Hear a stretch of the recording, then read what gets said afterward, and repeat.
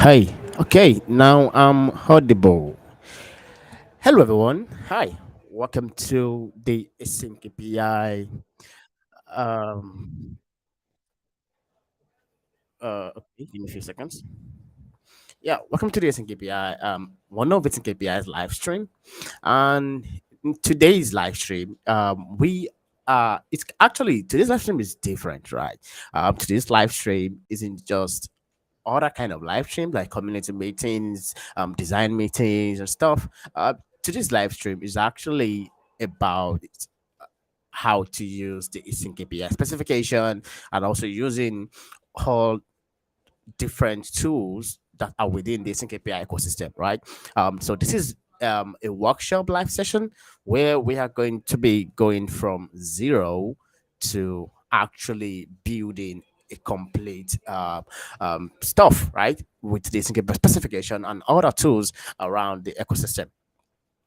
So without no further ado, what are we doing today? So, what are we building? What is going on, right? I know you might have a question, but today we are going to be replicating an headless commerce architecture, right? Which is it sounds interesting, yeah. So, we've all know a lot of us have heard about headless commerce. Then I thought, okay, why not replicate the back end, like the architecture of an headless commerce, right? Using the async API specification and other amazing tools like Node.js, AMQP, right? And so in today's live stream, that is what we are going to be doing, right? We are going to be building a complete, not really like a production ready type of architecture, but like for demo sake. So we're going to build a simplified version of an headless commerce architecture. So let's get started. I feel nervous because I think this is my first workshop this year. Yes, many more to come, right? We are going to have a lot of fun and we're going to host more workshops this year. So this is the first this year, and yeah, we have more to come. Okay, without no further ado, let's get started. I hope I'm audible. So let's see. If you have any question, feel free to drop it in the chat. I'm going to attend to them as soon as I see it. Yeah, so let's get started.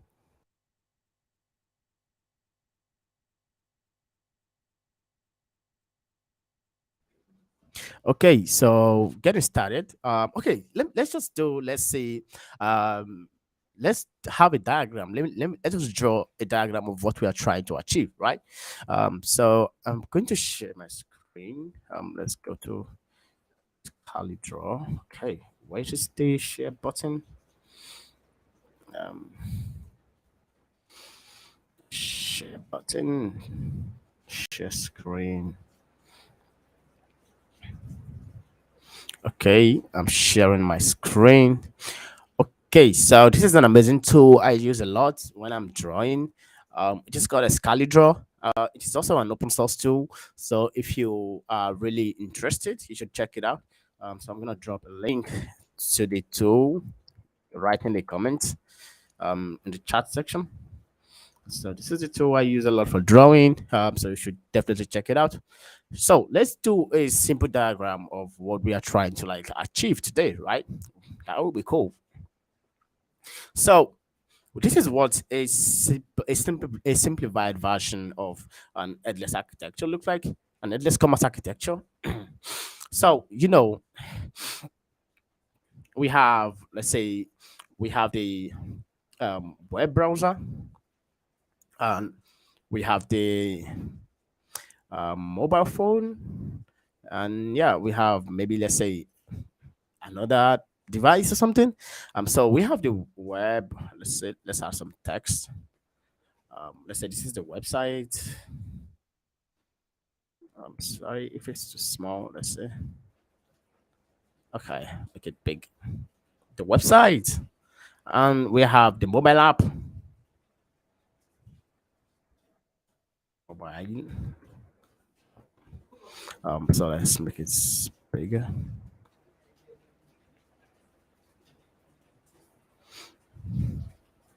Okay, let's just use this tool for now. And now you see we have the website, we have the mobile app, and in a traditional e-commerce architecture, you would have to have. Okay, let me just say like why headless, right? So the reason behind headless is simply because to help you um uh remove the weight, right, of setting up your own backend architecture for your e-commerce website, right? So you don't have to like worry about how to like set up a database, how to write an API for your catalogs, how to manage orders, and how to like integrate payment like payment integration, right? So you don't have to like worry about all that. So all that has been handled for you outside the box, right?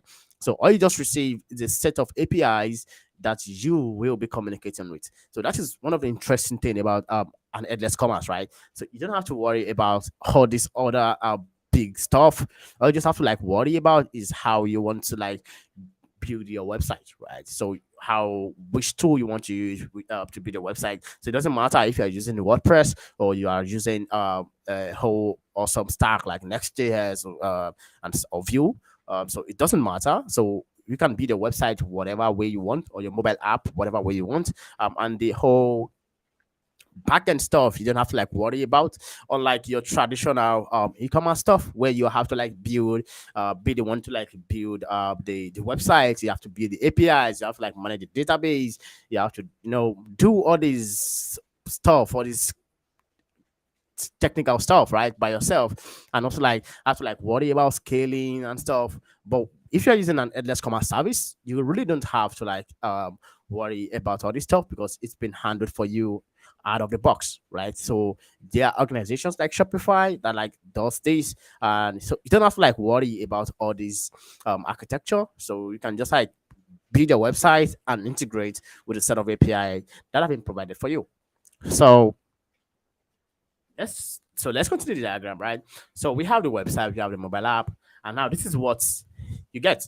So you have this API. So let's call it API. Sorry, I suck at drawing. Um, so let's say we have this API. This is the API, and now so it doesn't matter. Like if you are building your website, like I said earlier, or a mobile app, you don't have to like worry about what is going on. All you just have to do is communicate with this API, right? Send a request and get a response, right?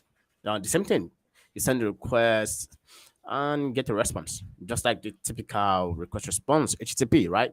And you might be wondering, oh, is that all? So the whole idea behind headless commerce is you don't have to worry about what is going on behind the scene. And there's a lot going on behind the scene, actually, right? There's a lot going on behind the scene that you are not saying, right? There's even so much more going on behind the scene that you are not saying. So, but how you have to worry about as someone that wants to like build an e-commerce store, right? Is just communicating with these APIs, right? So you get a bunch of API requests to communicate with, probably using like Open API, and you get this set of documentations and stuff, right? So I just have to worry about is the communication. Make a request to the API, you get a response, but deep down there is a lot more going on.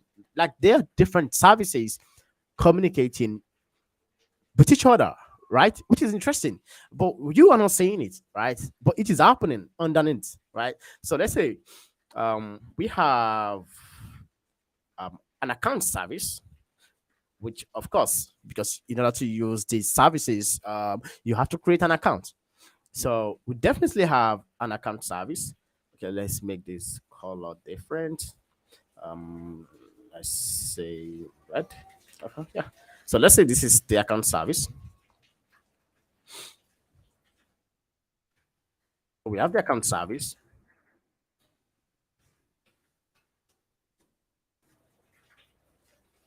and yeah, we have another service. Let's say we have the inventory.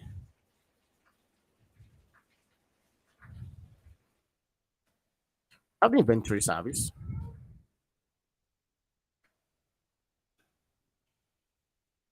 And so let's just copy and paste.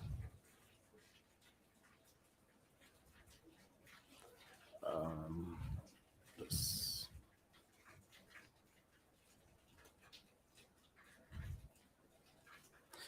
Come on, C, come on, V. So we have, let's say, so for now, just to make it simple, we're gonna have the four services. Um, so we have the event service, we have the order service, entry service, we have order service, and yeah, we also have payment service. And yeah, so just one more because it's gonna make sense if we have that. So we're gonna have another service called control V, notification. So yeah, because we have to have a service that is handling the whole notification stuff. Notification service like sending emails, SMS, or this really cool notification, SMS notification service. Um, we Okay, so we have these different services, which is really interesting.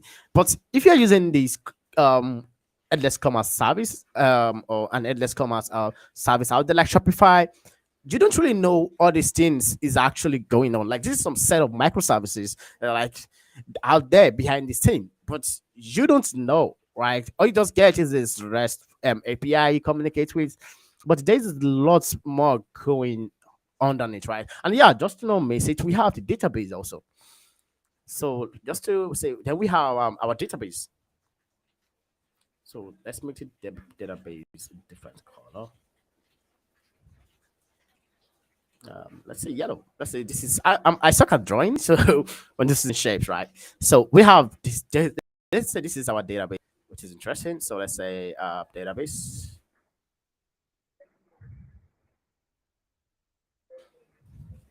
So we know our account service is definitely going like communicates with the database. You know, when you create a new account, then request to the database to save the user. And we have uh, inventory service also will communicate to the database. And you know, just like that, and they also like communicate. You know, I'm pretty sure the other service is gonna communicate with another service. Let's say the payment service, the payment service. Okay, they communicate with each other. Oh, what am I doing? What am I doing?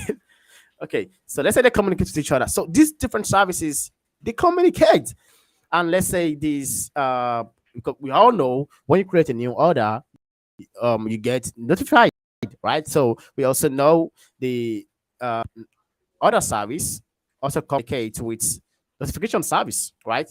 We also know payment service communicates with notification service, right? Because if your payment fails, they get notified. Um, so because this is just a simplified version, because there are lots more services other than this. Just to like give you the whole idea of how what this architecture looks like.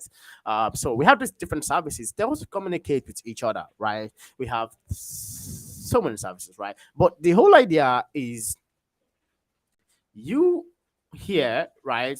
As a user here, you have no idea what is going on, right? That there are a whole lot of services down there. All you just know is you're getting you just what this is called is this service here is not just called an API. It is called an API gateway. An API gateway that you communicate with. So let's say, let me put it in a simplified version. The API gateway is actually the bridge between the user and this set of services, right? So, which is interesting. So, when you make a request, you want to sign up, for instance, to this one of this headless commerce, you know, sign up, create the username and password and email. Then you send this request right, to this API gateway. Then gateway does it actually proxy the term to use. It does something similar to reverse proxy, so it reroutes your request, right? So once you send a request to the API gateway, what the API gateway does is the API gateway sends an event to this account service, right? Which means, oh, there's a new user. Okay, I'm sending the details to you, my account service guy. You know what to do, and let me know once it is ready. So it sends the request to the account service, and this account service takes the user information. So let's type. Okay, so let's say takes the user information, user info. Okay, let's make it big enough. Takes the user information and sends it to the account service, right? And the account service, like it's the name, account service, it manages the whole account on how to, let's say, create user, user login, user forgot password and stuff. So it handles all those type of stuff. So we get the user info into the account service, and what the account service does is process this information, right? After sending the account service, it checks the necessary validation and sends the user info to the database.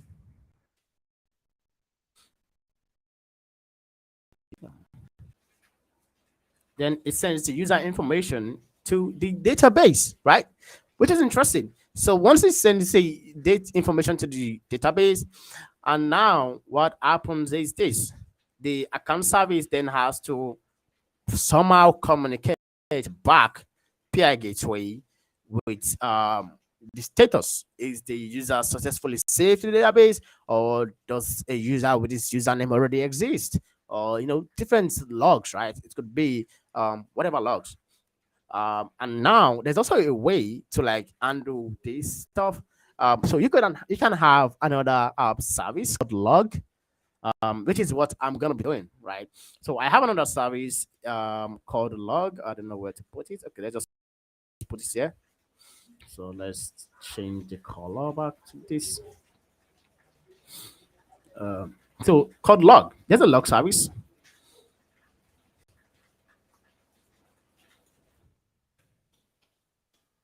Log service. Okay, so this is our log service. So instead of the account service to communicate to send the response back to the API gateway, it instead sends the response back to the log service, which is another service on its own. You can see different communications going on behind the scene that users of these headless commerce platforms are not aware of, right? Then the sending communication. Okay, then the account service sends the info. So let it user log. I can see him typing. User log. So this is the user log. The account service sends the user log information back to. Okay, so the account service sends the user log. So the user log basically is just the status, right? Is the user successfully saved? Is there an error, right? So it's got the log. So sends the user log to the log service. And what happens is this: so the account service is then listening service.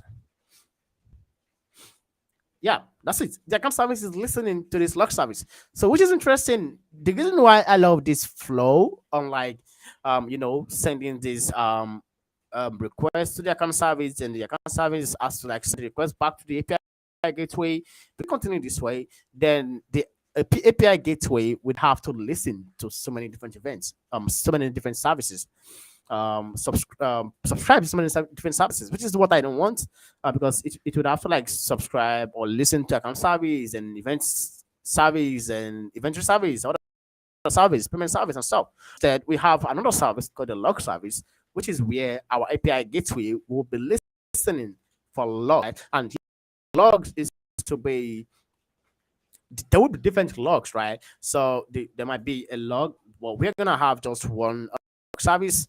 So in the log service, we are going to then from there determine what type of log is this. Is this a user log? Is this an inventory log? Is this an order log? Is it a payment log? So from there we can know which one we are doing, right? So our API gateway just listens to this log service, which is interesting. And yeah, so that's like simply what is going on, right? so much going on underneath here that you are not aware of, right? And what happened now? Imagine you have to do all the stuff yourself. And now, just to mind you, this is just a simplified version of the of an headless commerce architecture. This is a simplified version, right? There is much more than this. And now just imagine you have to do all this stuff yourself. Come on, man. Like for real, you're gonna do that. So I think, and this is where I feel the advantage of headless commerce comes in, because it helps you handles all the stuff, right? And how you just get is a GUI, a user interface where you just like Shopify, the dashboard where you just go there and add the products, and from there you get these APIs where you can integrate to your website, which is cool, right? Payment solved, and you don't have to like worry about all these things, right? So this is just a simplified version, and this is what we are going to be doing. We are going to be implementing.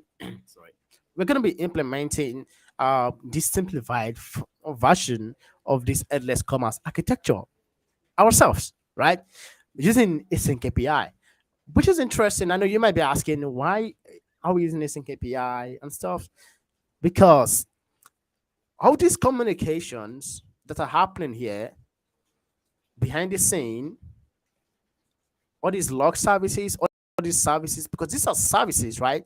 Which makes our architecture a microservice architecture, right? Now, how do the service communicate? They communicate strictly based on events, right? Something happened, do something. Something happened, do something. Oh, we received a new order, do something. We have a new user, do something. Send a notification, because these things happen strictly based on events, which means what we have here is an event-driven API, right? So, and that is why we're going to be using the async API spec to work on this project. So, if you're new to the async API spec, or if you're trying to like familiarize yourself with the async API spec, then this is your best bet, right? This is where you should be, because you should join me. Ah, so let's get started. So let me stop sharing my Scalidraw screen and yeah, share my VS Code. Okay, let me open up my VS Code. A new VS Code. Okay. Oh, okay. Let me create a new VS Code folder. Document.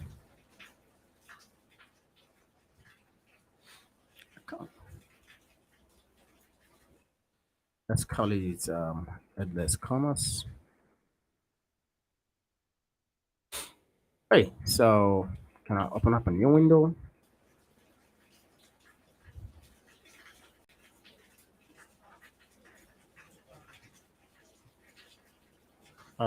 Yes, I'll make it bigger.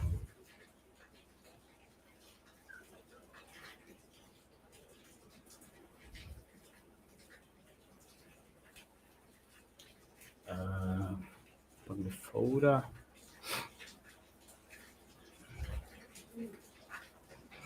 Headless commerce. No.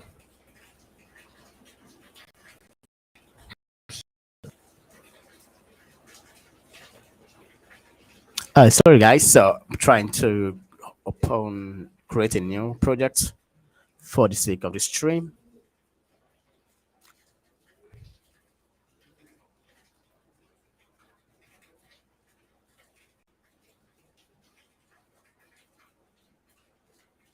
Okay, it's done. So I'm gonna share my screen now. Stop sharing. Okay, so sharing the new VS Code tab.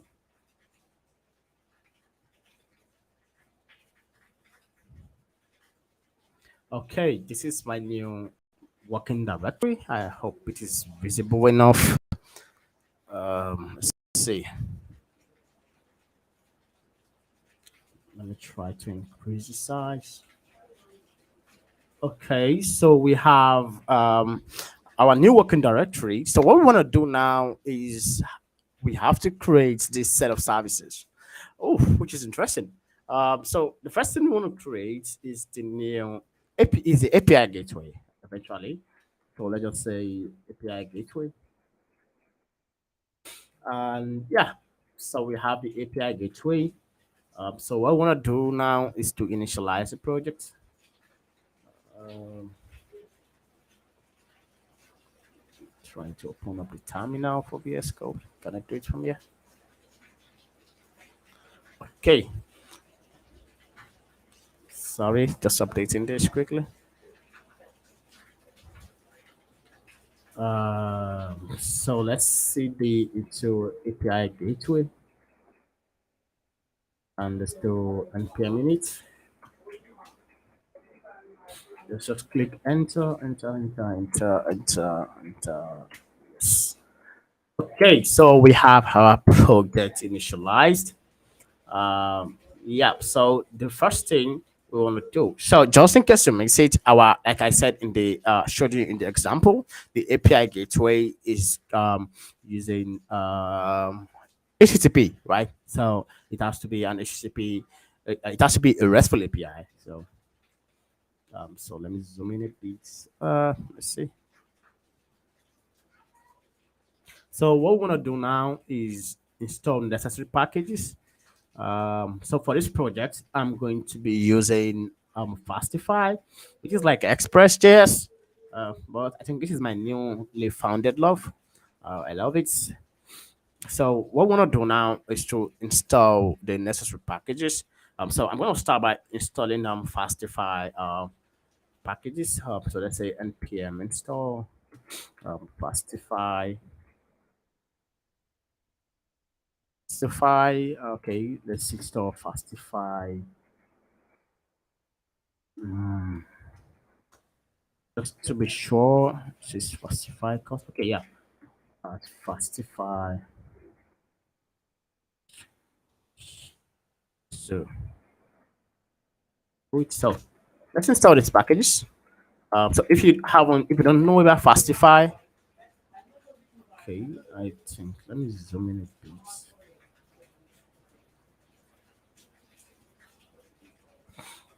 If you don't know about Fastify, so I'm gonna drop a link to of it. I from using Express.js to using Fastify because so sharing.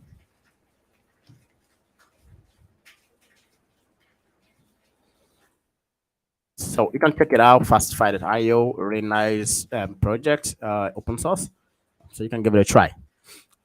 So let's see, the package installed. Yeah, installed. So let's get started. I hope my screen is big enough. Can we make it bigger?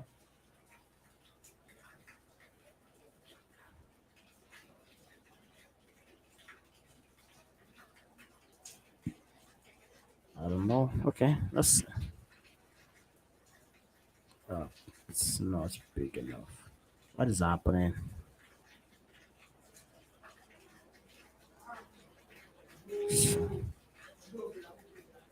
Okay, I think my screen is better this way. Okay, so the next thing we want to do, we have Fastify installed in our API gateway. So let's create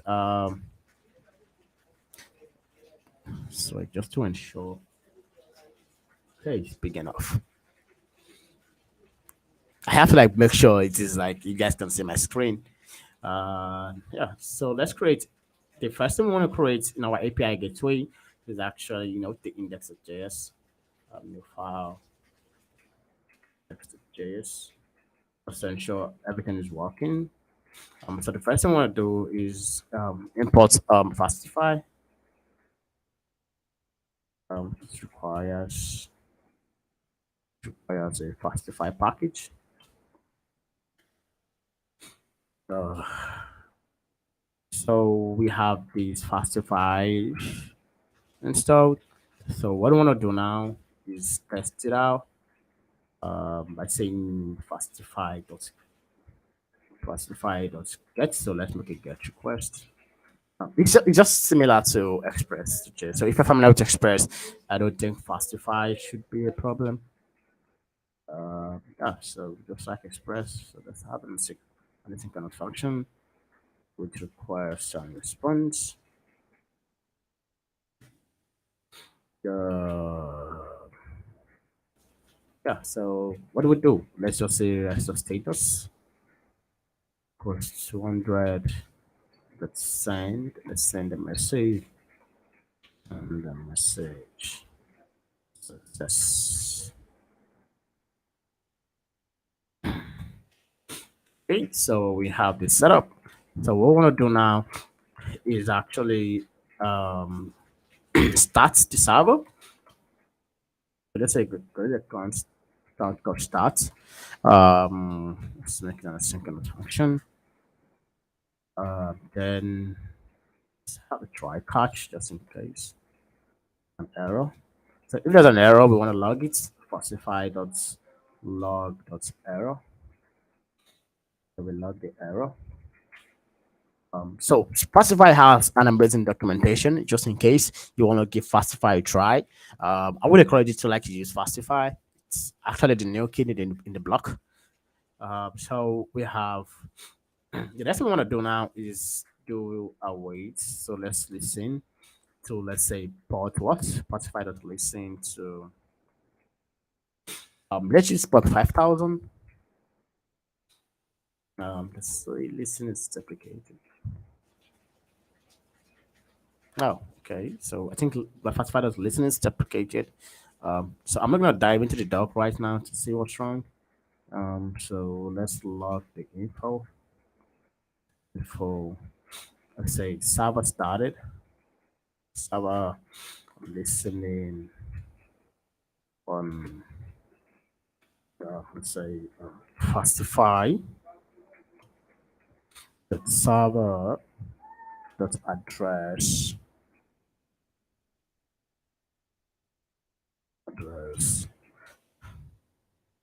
port. So if you want to say which port like Fastify is listening from, take a this your Fastify.server.address dot port. So you will get that. So what I want to do now is call this function start and yeah, okay. It would make sense if we actually use Nodemon just to like not start restarting after every changes. So I'm gonna install Nodemon.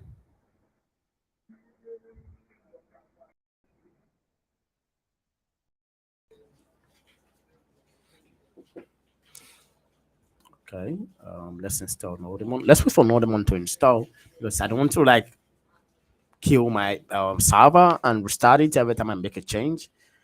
So we're gonna use Nodemon.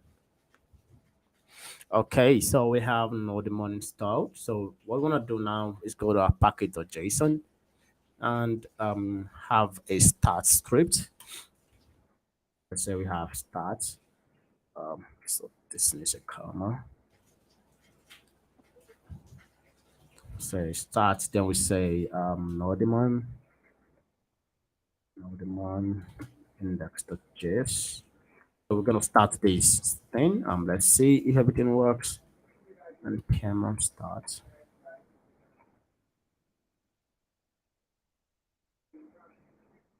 Okay, so we have our Fastify server up and running. Just to test it out, let's go to localhost 5000 on our browser. Okay, so let me share my browser. How do I do that again?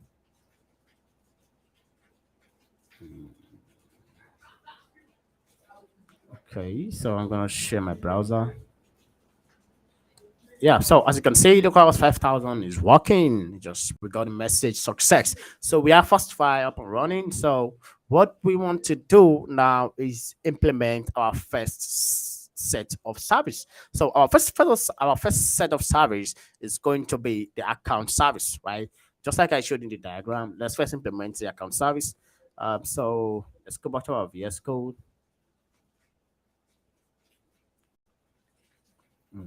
So VS Code.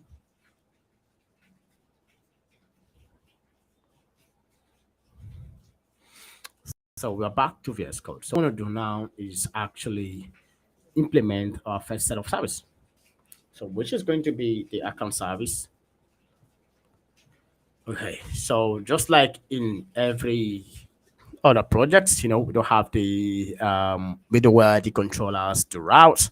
I think so. That's what we're gonna do here in our API gateway. We're going to have create a new folder for our controllers. Let's say controllers. So we have to create a new folder. Also, let's call it the routes folder.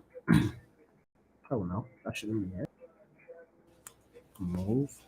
So let's create a new folder for the middleware. So sorry, we have this sorted out. So we want to create our first route, right? And the first thing we want to create our first route is actually, let's say, let's just call it auth. So which is just account. Okay, let's just call it account instead of auth. Account.js.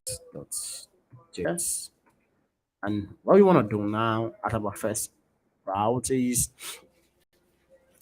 we have in the account route, we're gonna have the login, the sign up.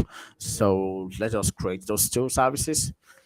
So we have to like export this module, this function, uh, because we're going to have to like register it in the index.js file so that Fastify can recognize it. So we're going to create a function. So if you don't know how to create routes in Fastify, yeah, like I said earlier, you can find the details in the Fastify documentation. The documentation is well documented. Wow, that sounds interesting. Yeah, so the documentation is well documented, so you can check it out and learn more about Fastify. Really easy to set up. So we have Fastify. Takes an argument Fastify, takes an argument underscore, and yeah, next. So what I want to do now is register our first route. So let's say the first one should be sign up. So fastify.post, yeah, because it is a post request. Slash- And yeah, we don't have anything here, an empty object. Then okay, so what we have to do is account controller. So it's account controller dot sign up. Okay, but the thing is this. I know you might be wondering like, oh, what's happening? Okay, this function doesn't exist yet. So what we have to do is create this function. So we have to go to the controllers and create a new controller. Let's say the account controller. .js, yeah. So what we have to do is import it. We have to like import the account controller. Account controller. It will require um, from controllers, from account. Yeah. So now we have to go to the account controller and create a new controller, right? So when we go to account controller, then what do we have to do? We have to create the function because it's in account controller, we have the sign up. So we have to create the function. So let's create an asynchronous function. An asynchronous function for sign up. No, it's just request response. Okay, reply, because I think in this case it should be it's just request reply, but you can use request response. So we create a new const. So just like in Express.js, you know how you get the data from the body, right? So that's what we're doing here. So we are going to have so in order to create an account, so let's say we're gonna have a display name, we're gonna have an email, and we're gonna have a password, right? So just for fun, so let's say display name, try to retrieve the display name and the email, then the password. Then we're getting this from the request.body, the body, right? So we have this. So what I want to do now, let's have a try catch. So if you get an error, we want to console that log the error. And yeah, so if it's successful, we want to also console that log the display name.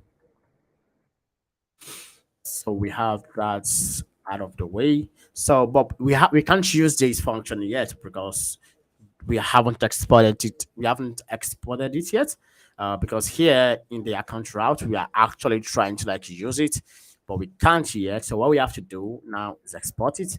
So don't do that export. Uh, we are not just exporting one because we are still going to have another service called login in the controller. So let's just export the one we have signed up. So the next thing we have to do now is actually register this route. So we have to go to the index.js for the Fastify and we have to import the route. So what we're gonna do now is once account route equals require, okay, route, go to the route folder and account. So we have this imported. So now we have registered. So in order to register your routes, you have to do fastify.register and we registered account route. Boom. That's it. Our route is registered, right? So what now? We need to test if this route is working. And if not for anything, we are going to test it using Postman.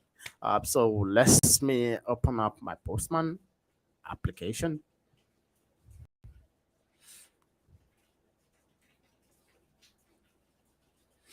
Okay, so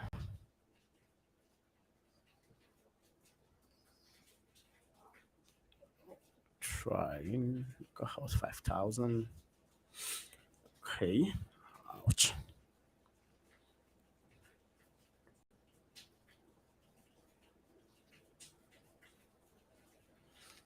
Okay, so look at Postman is running. Okay, so let's test the routes. So let's test. Oh, Postman, come on, what's happening?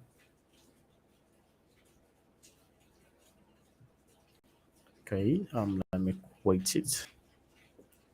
Let me run it again.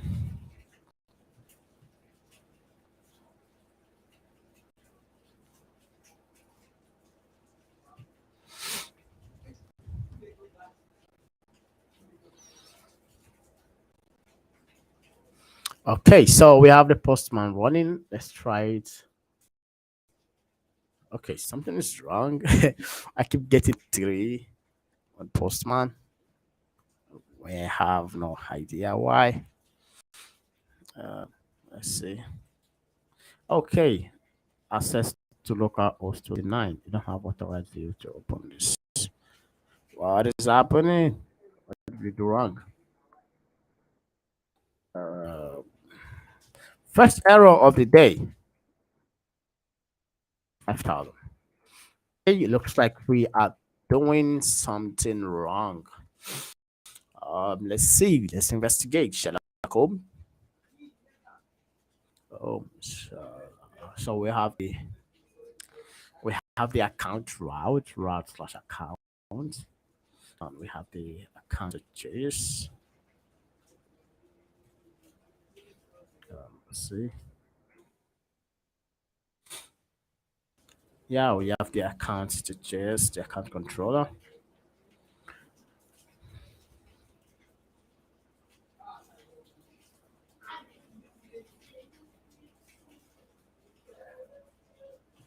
So what is happening? Workshops. Starts.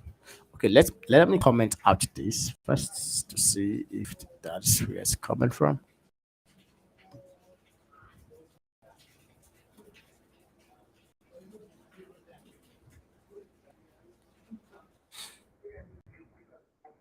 Where am I getting? Okay. 943. Wow. Okay. Let's see if we can change this to 5,001. It's not. Okay, I think this has something to do with 5,000. Maybe am I using the route somewhere else before? Ah, I see.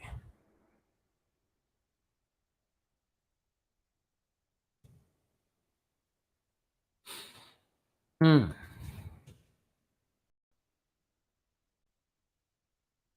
Let's see. 5,001.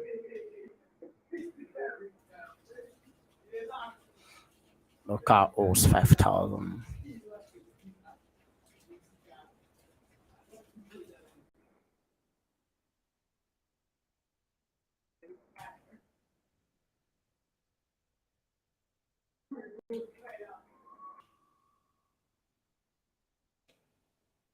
Okay, we have a big error. Okay, which is weird. It keeps saying I don't have authorized access. What does this have to do?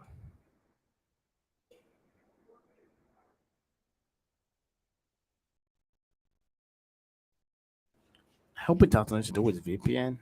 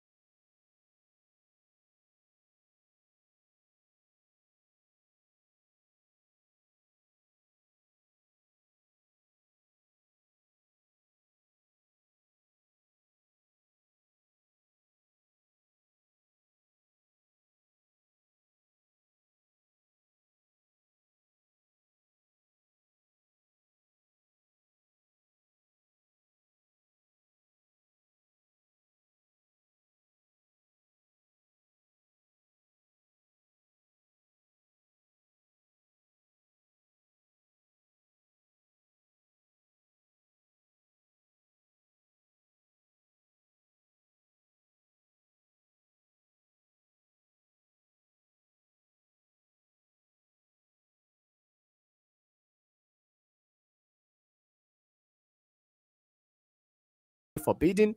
I think it was because I wasn't calling this function to like move on, so it's kind of stuck here with this function. So the request couldn't continue after I really started this account route. Voila. So what we want to do now is test this route if it is working. So I open up my postman. Mm, my postman used to behave weirdly. I have to like reinstall my postman no later this week.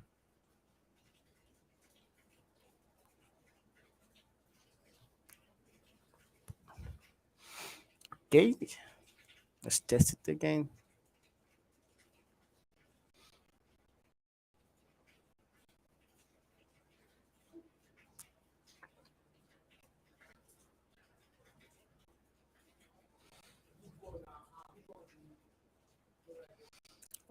Local was 5,000 not working on postman, which is weird.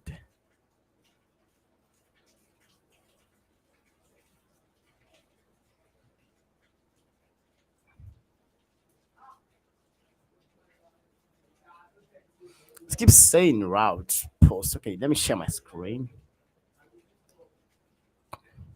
Let me share my postman screen. What happened to my connection? We still have a long way to go. Okay, I'm gonna share my postman tab.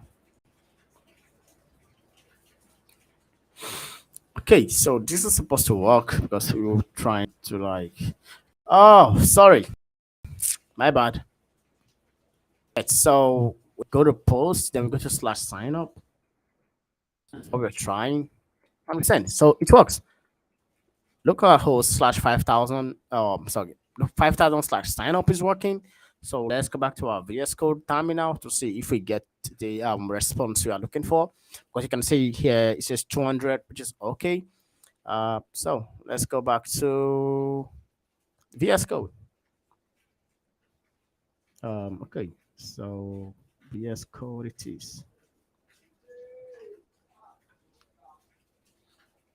Yes, as you can see, we got the log we are expecting.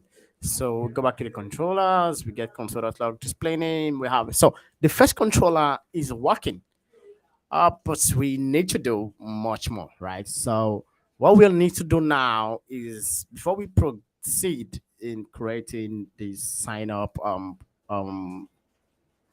feature, because we have this function, but the thing is we have to send this data to somewhere, right? So what we're going to do now is to create our first service, right? Which is the account service, like it's all say in the, or like you all saw in the diagram earlier. So we go back to the API gateway, and now we create a new service called account service. So let's call this account service. Now this is where things get interesting, because yeah, things will get interesting here. So what we want to do now is navigate. So let's split our terminal into two. Navigate to account service. So what we want to do now is to write our async API specification, because we are going to be using code generator, the async API code generator. Yeah. Yeah. So we are going to be using the async API code generator. If you don't know what that is, I'm gonna share a link to it so it helps you generate code based on your async API spec, right? Based on your async API file. So the first thing we want to do now is to create an async API.yaml file. Sorry, API.yaml file. So the async API.yaml file, this is where your async API spec is. So what we want to do now is to write the specification, right? Yeah, specification. My ear hurts.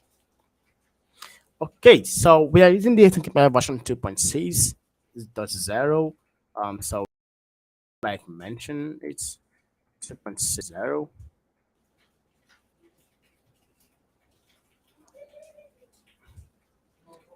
So what we have to do now, because this API spec is actually an interesting specification, just like Open API spec. So I'm going to like go into details while I write my specification, right? So the first object you need is actually the info object.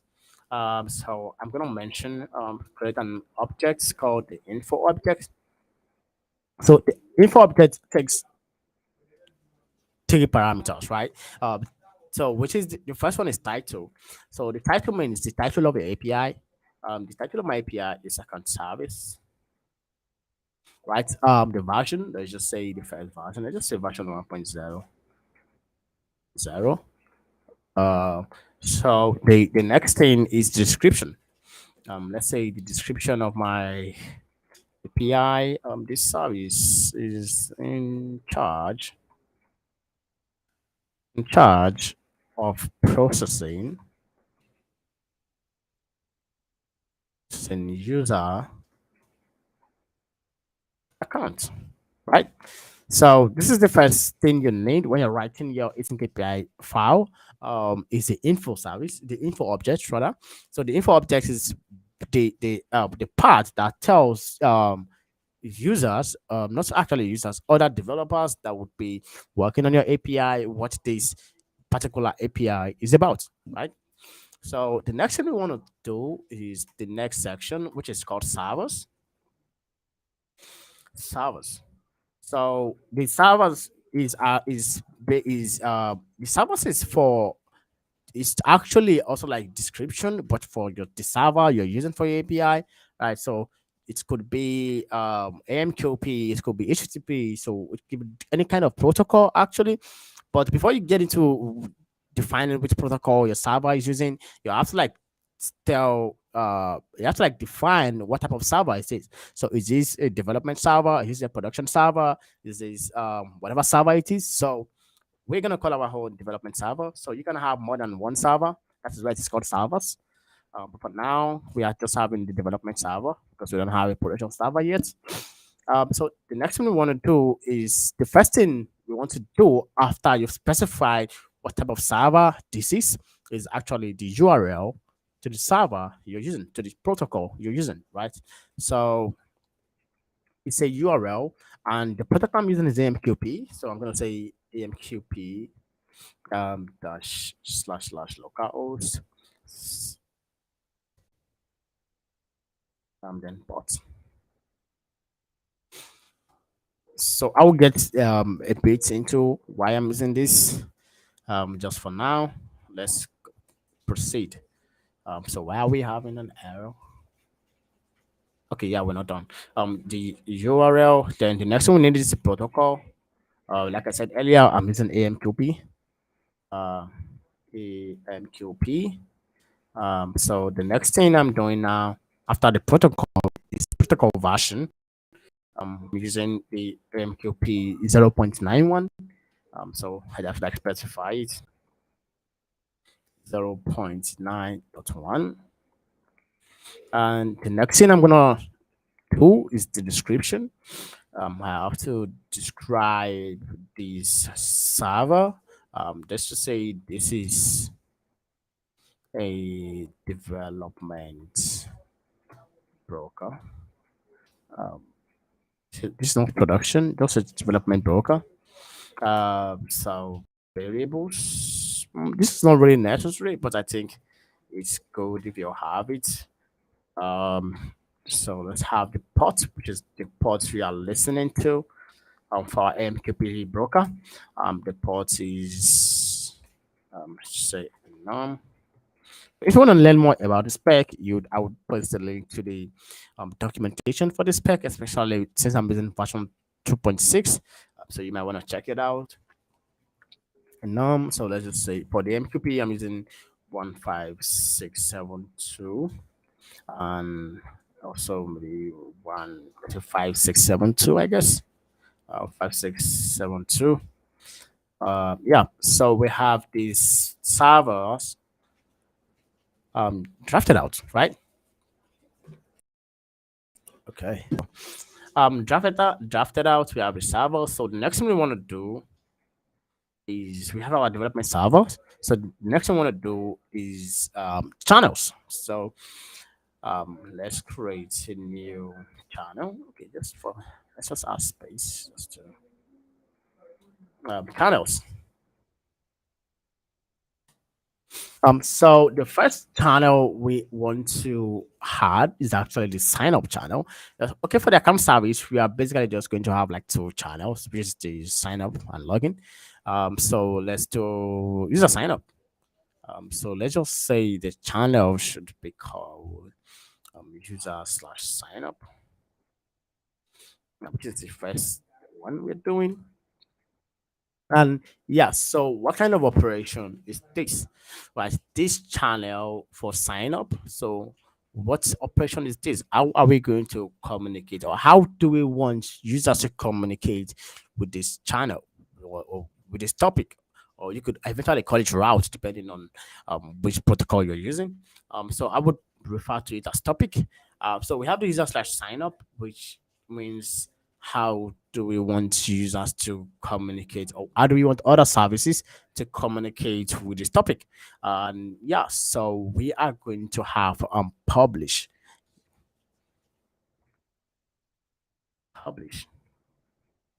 Oh, so with the whole, you might be wondering why publish.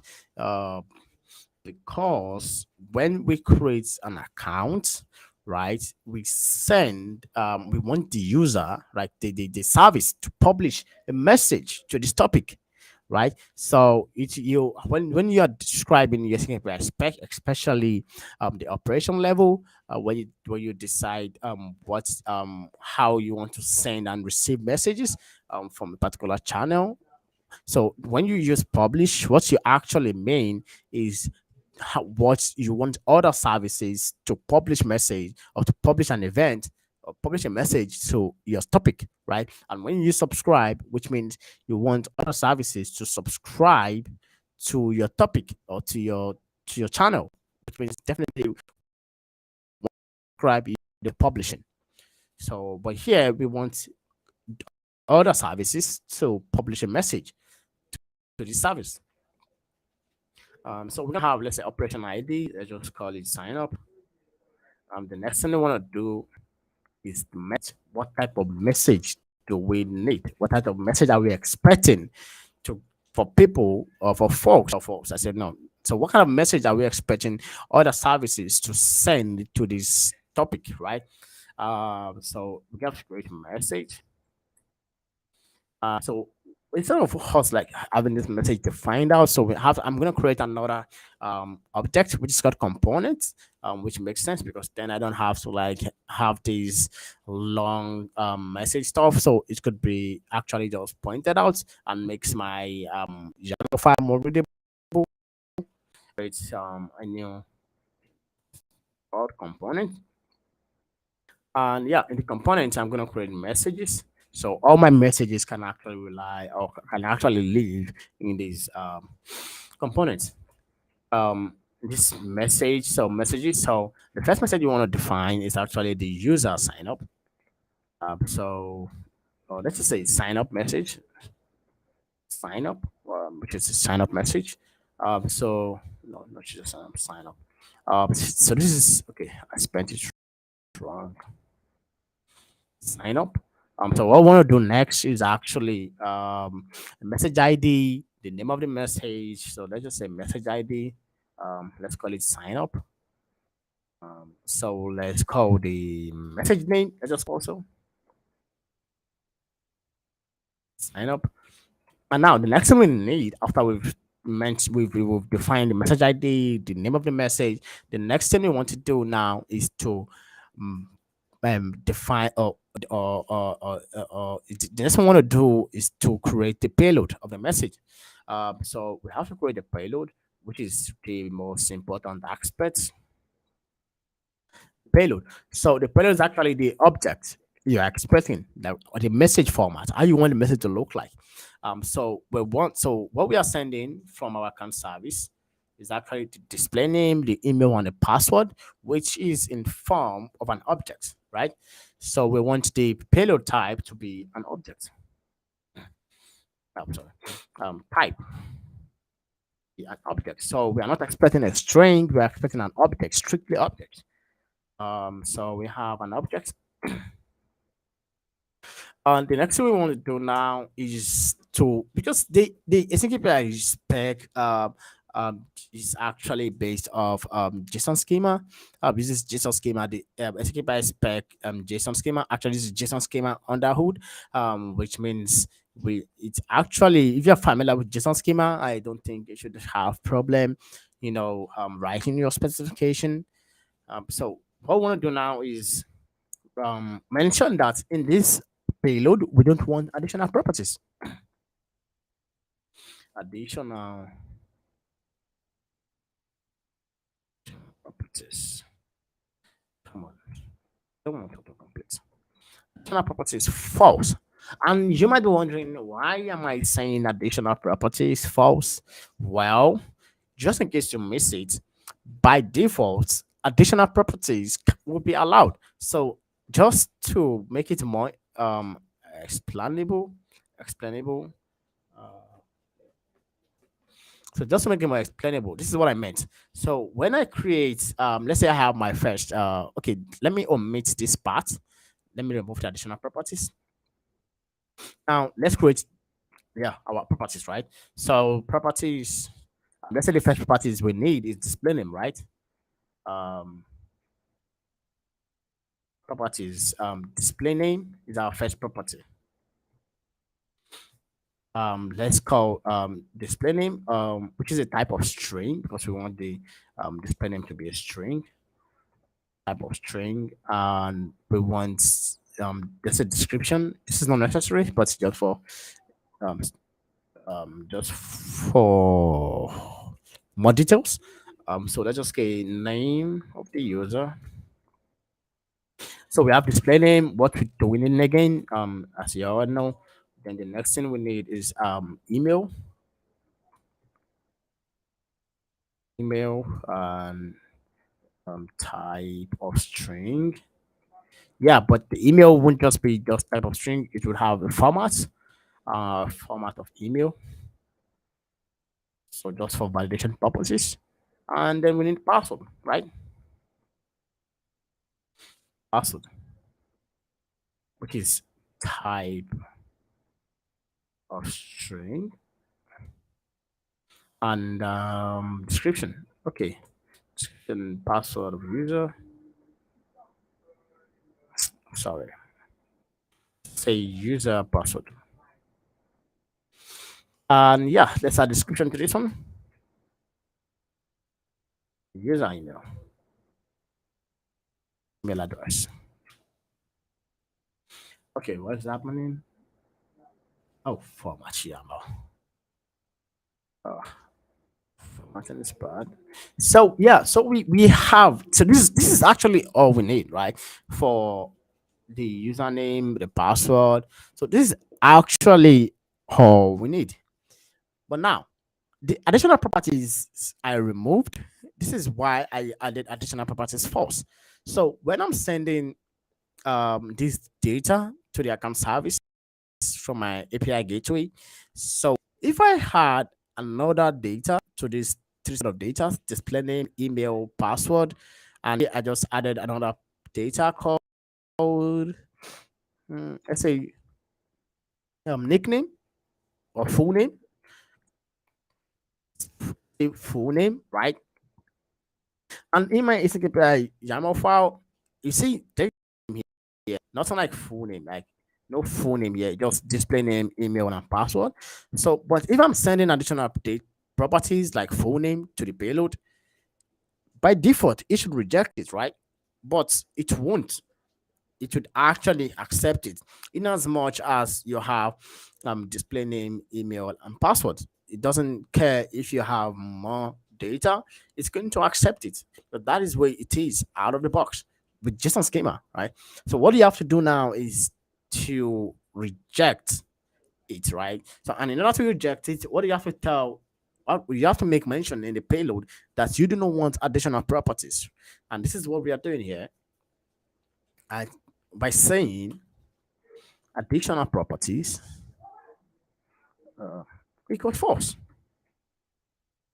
Yeah. So with this now, if we have, if we have, so if we have this full name data here, um, added to the payload, once we send the message, once we publish the message, or once we send this payload to the account service, it's going to reject it, right? Because it says in the SNKP YAML file, there is no full name. It's just display name, email, and password. And one more thing we want to do is actually required. So we need an extra additional um, property called required. So what required does is it is an array. It takes a set of um, properties that you want, right? So let's say we want display name, and I think this is actually interesting, right? So if you're using, the reason why I feel you should use required is especially if you did not set additional properties to false, right? So you just don't have to worry about additional properties by just setting required, which means if you are sending a payload, if you're sending a data to the account service and there is no or one of the payload, or one of the properties is missing, right? One of the properties in the required array is missing, then the message will get rejected. So let's say we need display name, we need email required, then password. Yeah, then password is required. So now we know this three set of data is required. So if it is missing, then whenever we send a message, it's going to get rejected. So the next thing we want to do now is message. So we have the message component, but now we have to link this message. We have to reference this sign up message because that is what we need, right? So what we do now is make a reference, and this is how you reference to a component in this KPI spec. What you have to do now is after the message, then you have to mention the dollar sign ref, right? So with the dollar sign ref properties, make sure you link um, components, right? So what we have to do now is the hashtag components and slash sign up.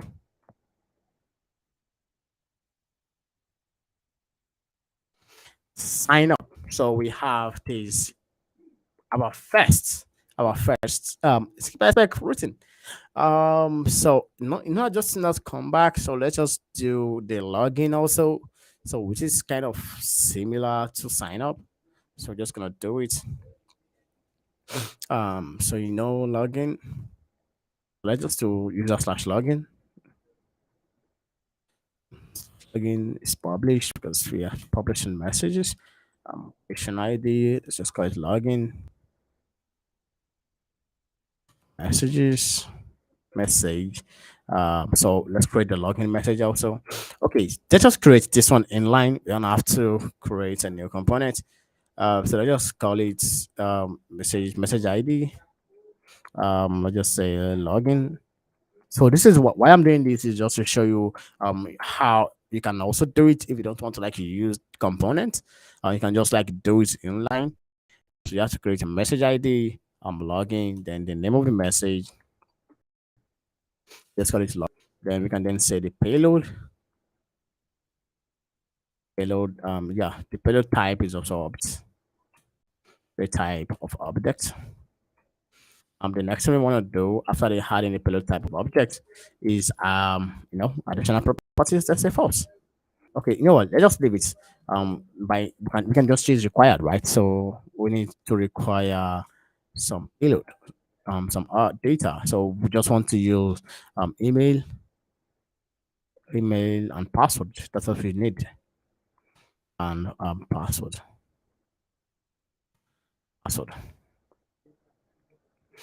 So we have the payload required, and so we need to like then do the properties.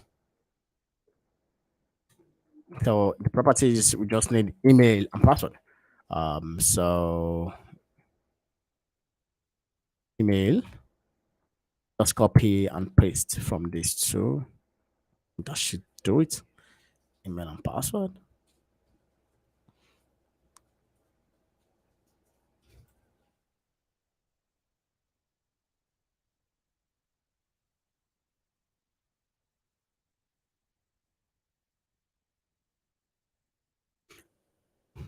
Trying to properties. What's happening?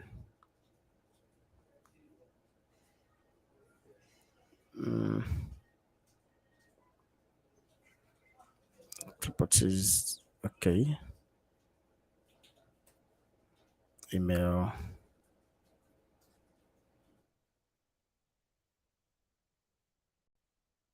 Oh, Yama. Yeah. So we have to fix this.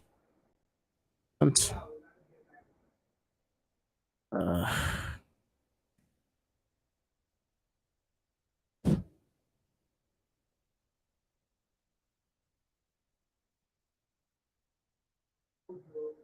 okay, so sorry. So we have our first service. So we have just like a quick recap. We have the info details. We have the servers. We have the channels. We have the operation user sign up and user login. One is in the message components and one is just inline, right? So now we have this written out. We have our service written out, how we want our service to work, what we are expecting. Everything is written out.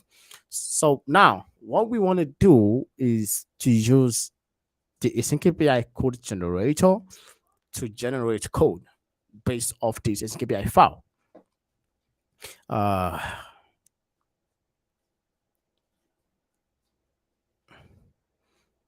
so, which that's what we have to do now is use the code generator. So if you're not familiar with the async API code generator, so I'm using the CLI, async API CLI. I have it installed already, so you might want to like install it before you get started. Um, so it's available on npm. Just share. Let me see. Async API CLI. Yeah, async API CLI.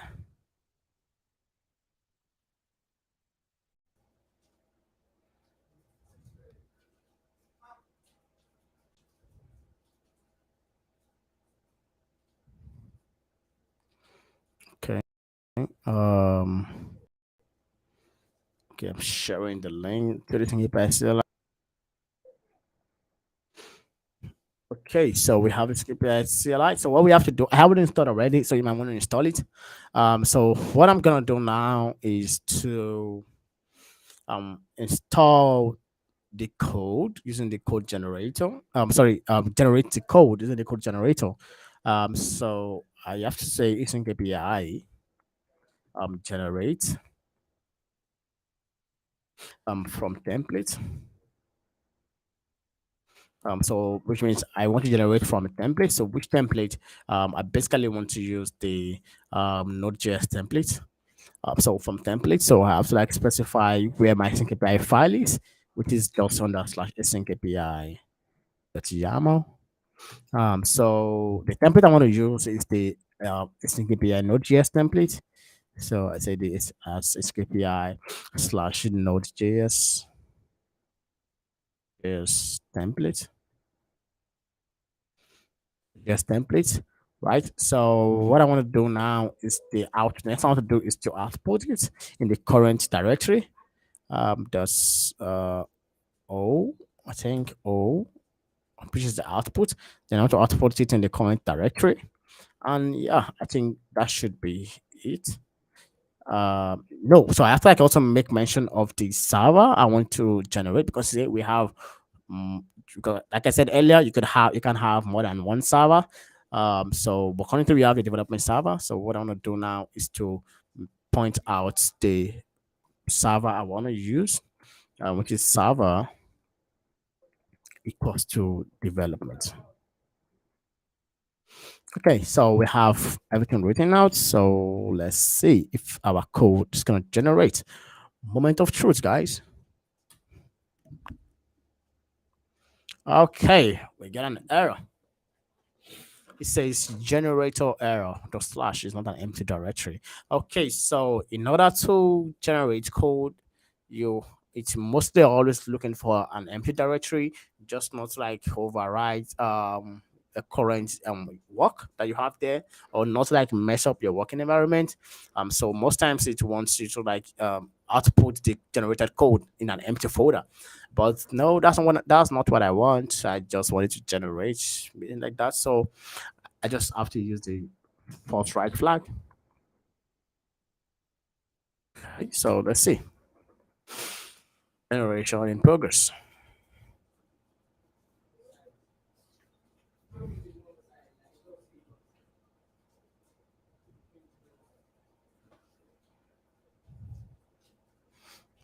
Okay, it's still generating.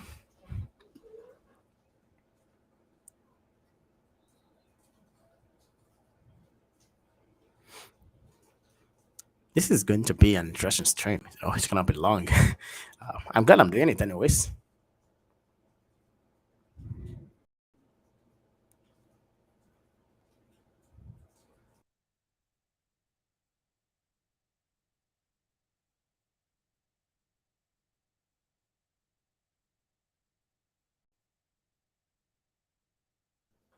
Okay, our code is generated. Wow, nice. So let's see. As you can see in the upper part, we have the account service, and we have all this interesting code generated for us. Isn't that cool, right? So we have this data, we have everything generated. So the first thing we want to do is install the packages, of course. So let's just do npm install. So we have to like install the necessary packages.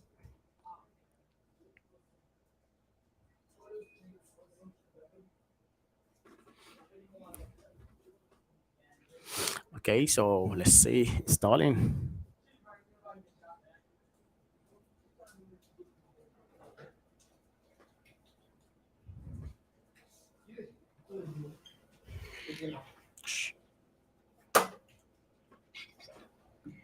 Okay.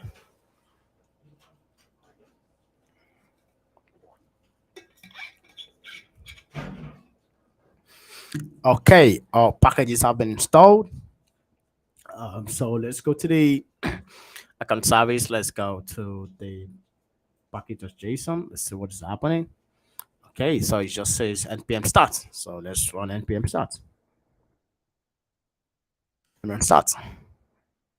Oh, now we've got an error. Not just an error, we got a bunch of error. So we got these errors that is kind of related to connection. So let's see what is happening. Okay, so it seems my account service is trying to connect to the development server, right? To AMQP, to RabbitMQ, rather.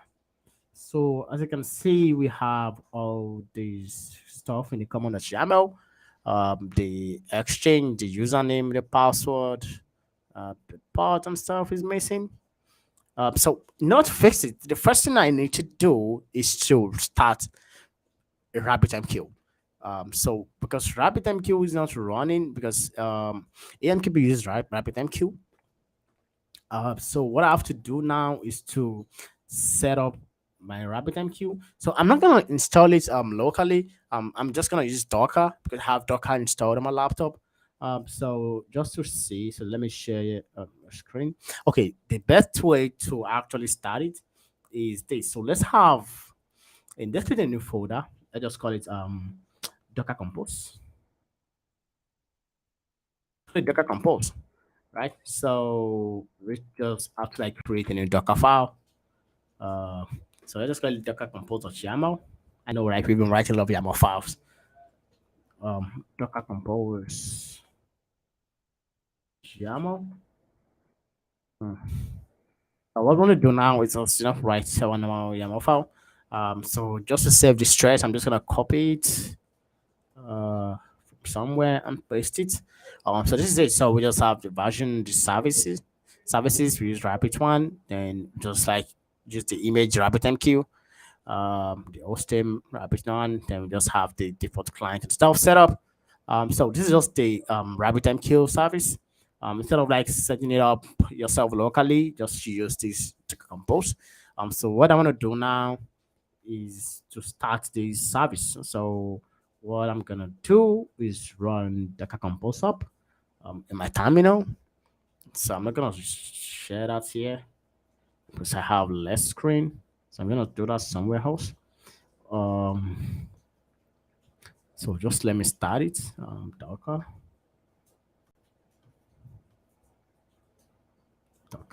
Docker. Okay, I'm starting up the RabbitMQ service. Uh, so wait for Docker to open. Docker is starting. So because before you can run this command, the Docker Compose up, you have to make sure your Docker is running in the background. So that's what I'm trying to do. I'm starting up my Docker. So you can just go to the Docker website and download the Docker desktop. So Docker Compose. So I'm gonna start it now. Start. Okay, and we are up. Docker Compose is up and running.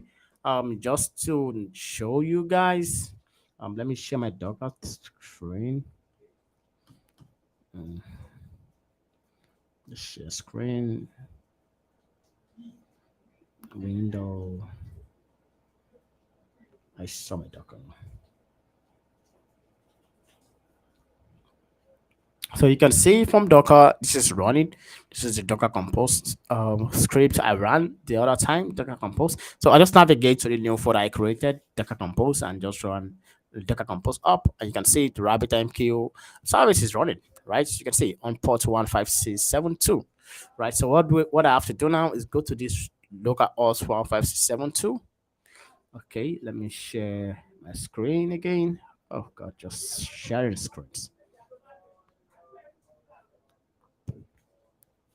So there it is. RabbitMQ.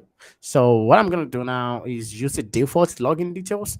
Because the default login details is RabbitMQ. The username is RabbitMQ. The password is RabbitMQ. And now we have RabbitMQ running up and running. So what I want to do now is go back to my VS Code.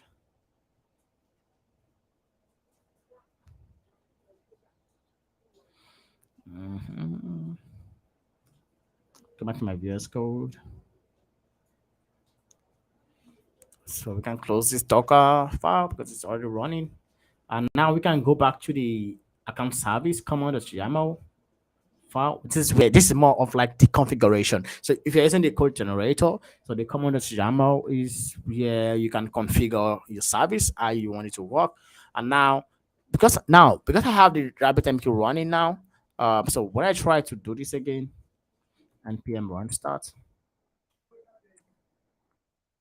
see, we still get an error, right? And now this error is not related to the service not running. This error now is related to authentication, right? Because as you saw earlier, when I was trying to like log into RabbitMQ, I had to use username and password, and now the same thing is gonna happen here. Because the username and password I used the other time is what I'm going to use now. Here, so RabbitMQ service username, then rabbit mq for the password, right? So that's what I'm using.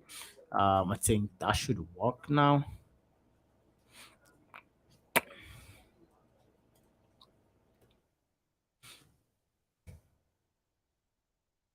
Okay, still not working. Let's see what the error is.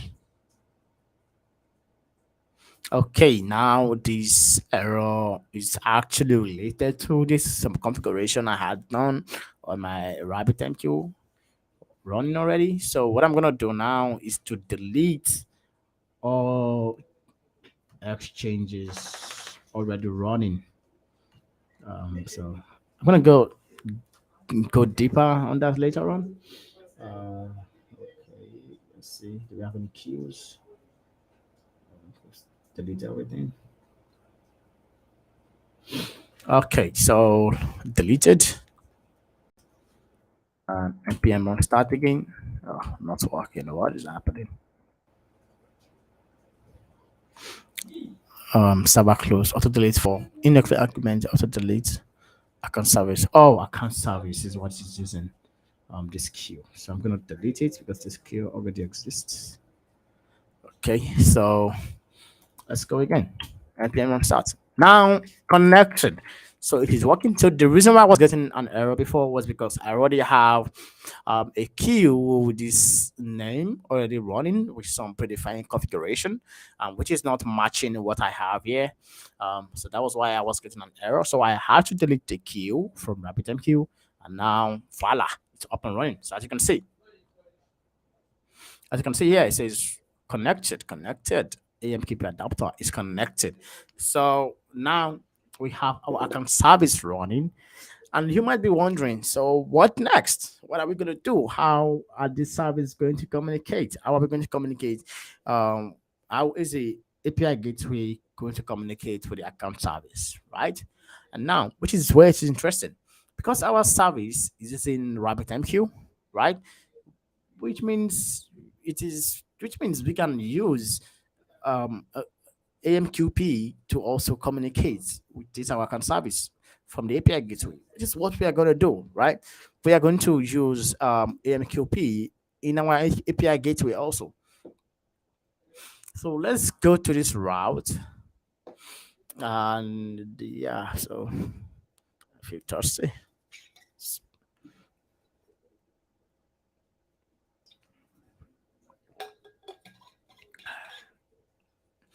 So let's go to this route. Which route again? API gateway. So, like we all know, we already have this controller up and running that has this display name and stuff. Now, once we get this data, what we want to do is send this data to the account service. But the account service is not a RESTful API, right? It is an asynchronous, it is an event-driven API, which means we cannot use Axios or something to send data from the account service from the headless from the sorry from the API gateway to the account service, right? We can't use actions. So what we're gonna do instead is to set up is to have a function that uses is to set up an MQP instance inside our uh our API gateway. So which is what we're gonna do, right? So the first thing we want to do is to install the MQP lib. So say npm install MQP lib.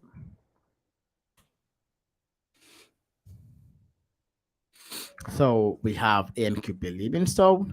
So what we want to do now is to create a connection. So we go to the API gateway, we create a new folder. Let's just call this config. And now let's create a new file called RabbitMQ connection. RabbitMQ connection. Let's just so now we have this RabbitMQ connection. So what we want to do now is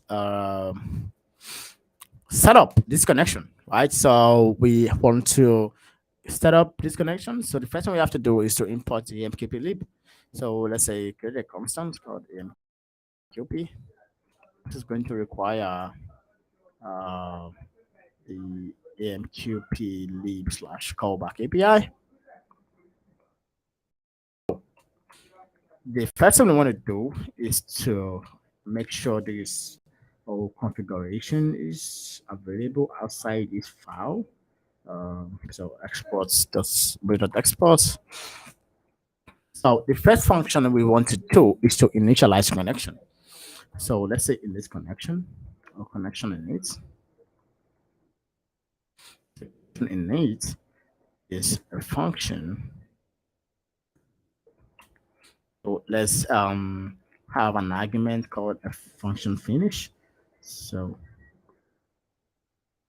whenever the function whenever the connection is complete, we want to have trigger this function. So the first thing we want to do is start connection. So we want to connect to AMQP. I'm sorry, we want to connect to RabbitMQ. So we do that by saying AMQP does connect. So just like in order to connect to MQP, we have to say AMQP slash so with the username and password, which is RabbitMQ, RabbitMQ at RabbitMQ, no, RabbitMQ column Q, Q, and then the local host we are using. So we say localhost. What we using is it 5672, and then X function connect. So this is how you connect to the AMQ to the Rabbit MQ service. So we say if there's an error, we console dot log the error. So let's continue to log the error that's message or that's message. So if there is no error, um, so what do you want to do if there's no error? Let's just say if there is no error, then let's console.log connection established.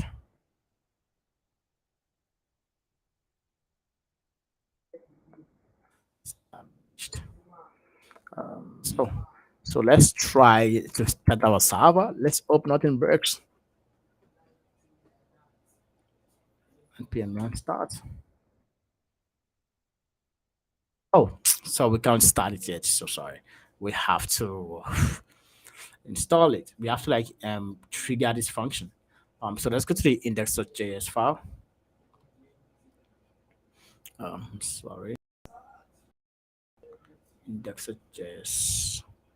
So we have the index.js. So we want to import it. What's it called? RabbitMQ create a const called RabbitMQ. QLib equals require slash config RabbitMQ connection. So we have this imported. So what we want to do now is to initialize it. So the way we're going to initialize it is called um, okay, let's just call it before registering this. So let's say RabbitMQ lead dot initialize. Okay, connection dot initialize. Uh, so, so let's log. Okay. So moment of truth. Connection. Say we got this message here saying connection established, which means our account service, no, our API gateway is now successfully connected to the RabbitMQ service. So when we go back to the RabbitMQ, you can see we say if there is no error, then we want to say connection established. So now then we have to like check for more errors. Then we can also say connection on error. If there's an error in the connection, then we want to do something. So we want to do something. If there's a connection error, like after the connection has been established, we want to see if there is an error in the connection. So we just want to console.log error, or let's say console.log error, then the error. Right. So oh well, okay, let's see we have this connected. Yeah, I think that should do it. So we also want to check for connection that's on close. So we can say con that's close. We close the connection. Whenever a connection closes, so we want to say console.log. So whenever connection was closed, whenever connection closes, we want to try to reconnect. So reconnect, connecting. So let's just return the set timeouts after set timeout. So module.exports initialize connection that's needs. He takes on if I finish. So 1 second. So we after if we notice a connection that's if a connection closes, we want to try to reconnect. So that's it. Let's save it. Let's try it again. So connection still established. So what we want to do now is to okay. So okay, I shouldn't delete this.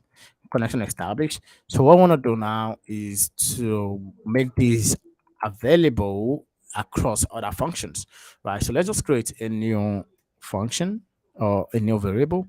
So let's say AMQP connection equals null at the moment.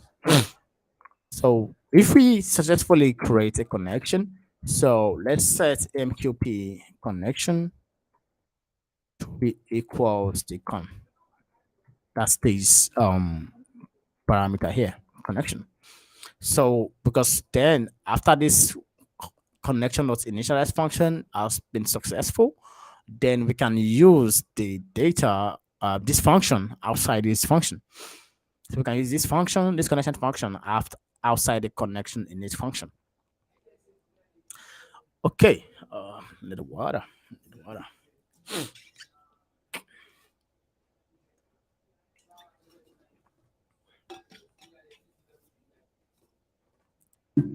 Okay, so we have this connection created.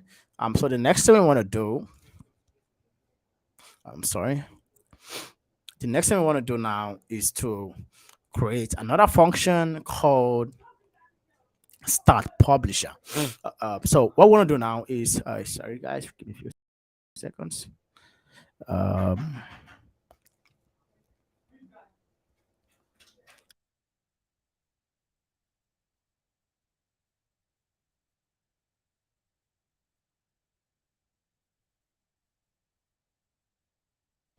okay, Mumbo, sorry. Hey guys, so I'll be back a few seconds. I have a package delivery outside to pick up. Give me a few seconds.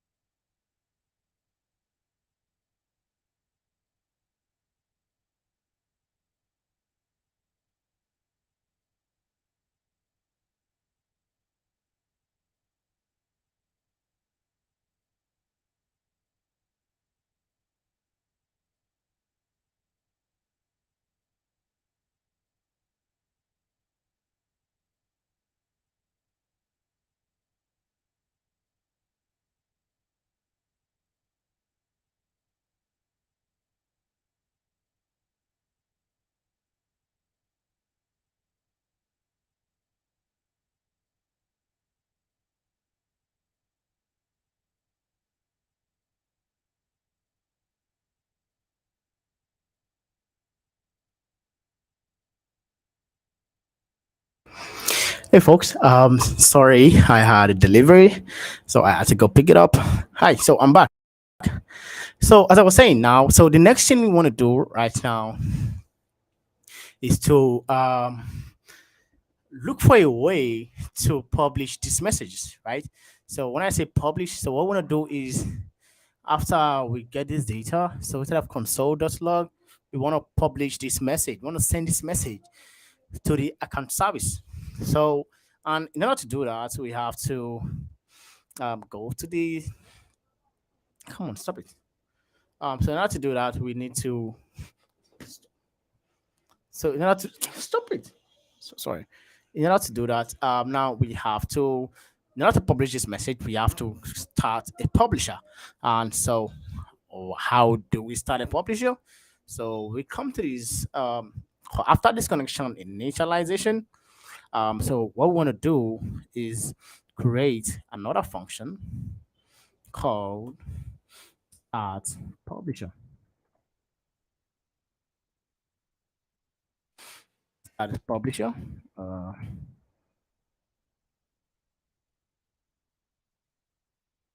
so let's start publisher. So let's just make this uppercase. So let's go to the index.js. Let's make it uppercase. Okay, so a publisher. So create a new function, a new method. Uh, sure. We start a new create a method called publisher. So what I want to do now is to use this AMQP connection variable we created function dot create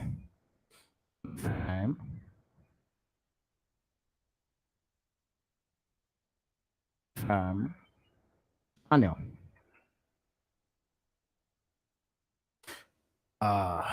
So we checks an error on a channel. So what this create confirm channel does is whenever our whenever we're starting a publisher, right? So we okay, how do I put it in a simple term? So whenever we are trying to like publish a message and the message channel doesn't exist, then we have to create this channel. So that's why it says create confirm channel. So it tries to confirm if the channel exists. If it does exist, it doesn't create it. But if it doesn't exist, then it creates the channel. So this is what the function does. So channel dot on arrow. Then we create let's say a function that takes arrow. So if there's an error, okay, let's say console.log error. Channel error. Let's just say channel error. Channel error. So we'll error this message. So what we want to do now is this. So we also do the same thing we did the other time. Channel that's on close. Channel that's on close. So, but this time we are not trying it again. Whenever it's closed, we just console.log a error. So just say channel closed. Channel closed. So that's it for the start publisher. So what we're gonna do now is okay. I got distracted. Sorry. So what I want to do now is just create a new variable. Let's just say pub channel equals to channel. So that we can use it in our next function, which is when publishing a message. So let's say if you start publish, so let's just console.log the channel. So then let's go to the index.js file. Then after the connection that's in it, so we also want to start the publisher. So we say rapid.mqlib, rapid.mq connection dot, no, okay, let's try this, dot connection dot start publisher. So we get an error. Okay, because I changed the name. Yeah, so everything looks okay so far. Okay, so what we want to do now is to publish a message. And in order to publish a message, we go back to this rabbit.mq connection and we create a new function called publish message. So this is going to be an asynchronous function. So this publish message is going to take a couple of things, a couple of arguments, which includes the exchange, the routing key, the content, which is the message, and yeah, options. So just additional stuff. Options. So just make that. Let's just say it's an empty object. So this is the published message. So the when we are publishing message, we need to mention which exchange we are publishing the message to. So if you don't know about exchange routing key and all these times, so I would suggest you go to the RabbitMQ website. They have like really simple explanation that can really explain how these things work. So the exchange is basically in charge of routing messages to different queues. So each queue has so the let me just see if I can find a diagram out there. So we have different exchange types, like different exchange types and how messages can be routed. So it's really just important you have to like specify which exchange you are sending a message to. So I'm going to create later on. I'm going to create some videos explaining this different concept and how you can use them with using API. So for now, let's just stick to the game. So we have a function called exchange, and now what we have to do now is when we are publishing a message, we just have to check if there is no if this thing doesn't exist. So because we said publish, because we said pub channel equals to channel, right? So if this thing doesn't exist, maybe it's undefined or something, then we have to throw an error. So we say if there's no pub channel, then let's say console.log connection or cannot message. So just return, not to do anything else. Return. So if that is not the case, then we want to console.log our message just for fun. Scan console.log a console.log content.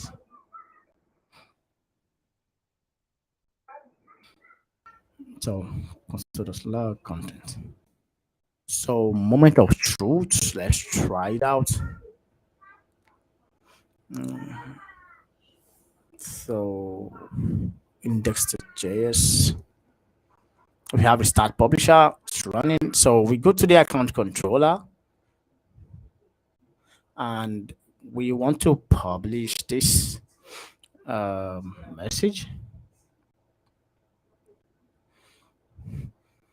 So how do we do that? Then we know we have to like import the RabbitMQ connection. We import the RabbitMQ connection, and what we have to do now is just basically call because this is an asynchronous function, so it's have like say await. So let's see, create a const response. It's going to be equals await RabbitMQ connection dot publish message. And yeah, so we know it takes a couple of arguments. So it's the first thing we want to do is an exchange. So let's just call this a text exchange. Text exchange. And we want to define the topic like we said here. Where is it? Okay, the routing key, right? So we have to define the routing key. Let's just say the routing key is tests, also tests for now. And yeah, let's say the content is this uh products from. I don't think you can send a plain object. So JSON file,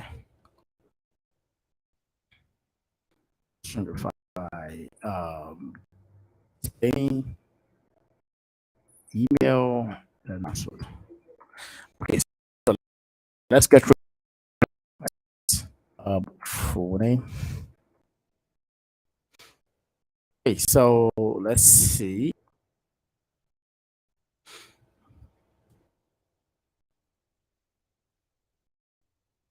Okay, so let's try to publish. Let's try to call this sign route from post. Okay, I just triggered it and we got errors. This pop channel is not defined. Hmm. Channel is not defined. Let's see. Pop channel.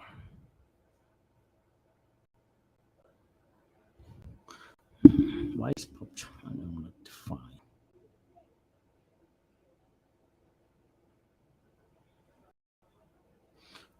Because start publisher. Did it call? Oh, I think the error somewhere.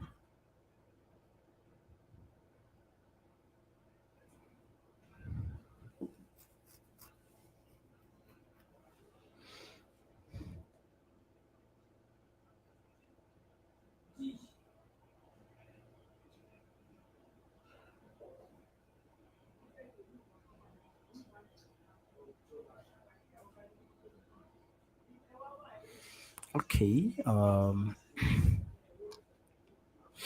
So let's see. I think there's an error somewhere. Let's see.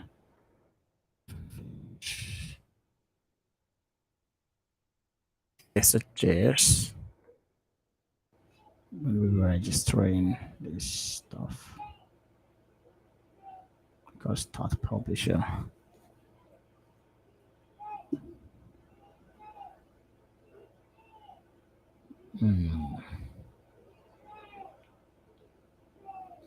Okay, I don't see why this should fail.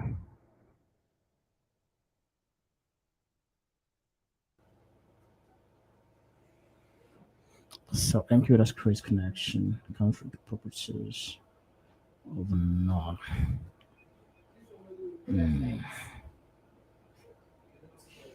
What is happening? So we have more errors. So I'm just gonna try to like investigate the error. Let's see.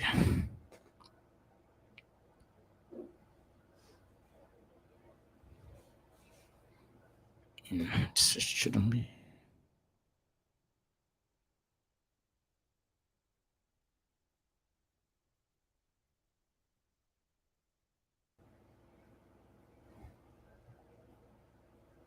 Ah, it worked. So I think I was using the function the wrong way.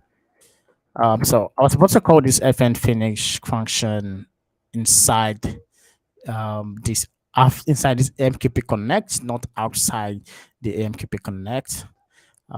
So let's see. Okay. Yeah, so it works.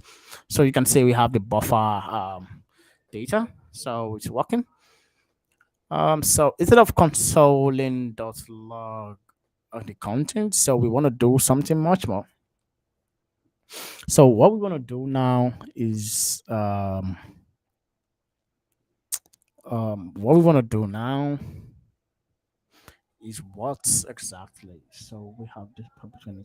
So what we want to do now is to publish the message, right? Because we have the account service running, so we want to publish message to this account service, right? So and in order to do that, we have to. So in order to do that, we have to publish it, right? So let's do a try catch just in case we catch an error. So if there's an error, just say let's just console this log error, right? So now we have these publish. So we want to publish message. So we have the pub channel or pub channel dot publish. So we get the pub channel here, the publish channel. So that's a publish channel dot publish. So when you're publishing, so we have to pass the exchange, right?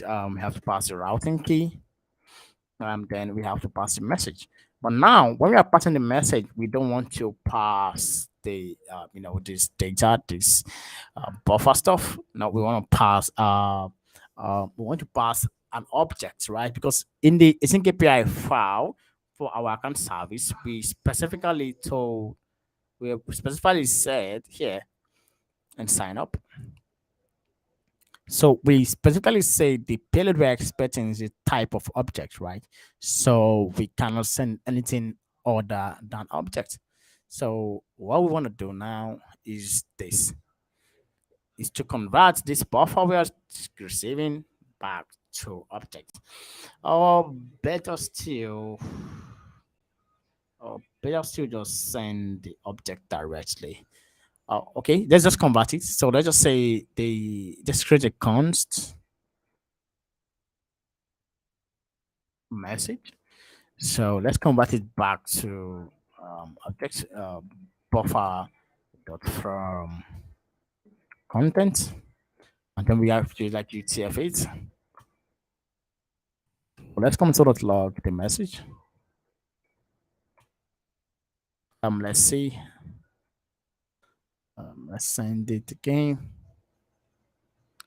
Okay, content is not buffer. Are you kidding? Content is buffer. Are you sure? Okay, it's saying content is not buffer. Okay, let's see. Console.log the content again.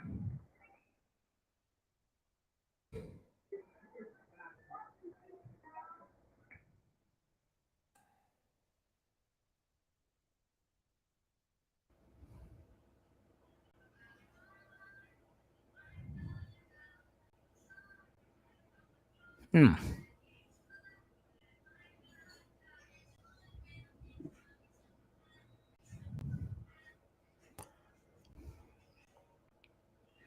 I don't know what's going on. It's saying content is not buffer, but it looks like buffer to me.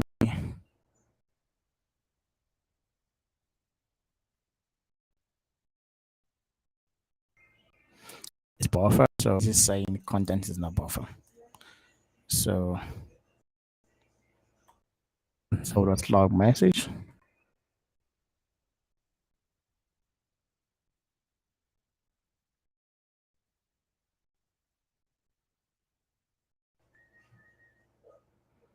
I see something is wrong. Let's go back to index.js. Okay, now I'm gonna try explain.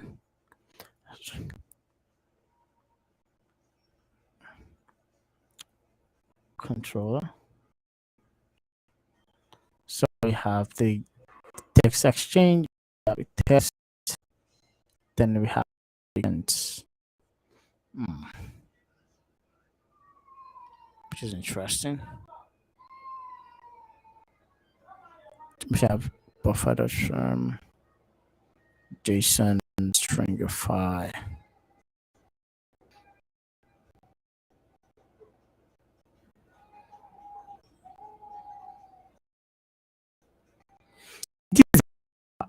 Like, why is it say? Am I not supposed to convert string?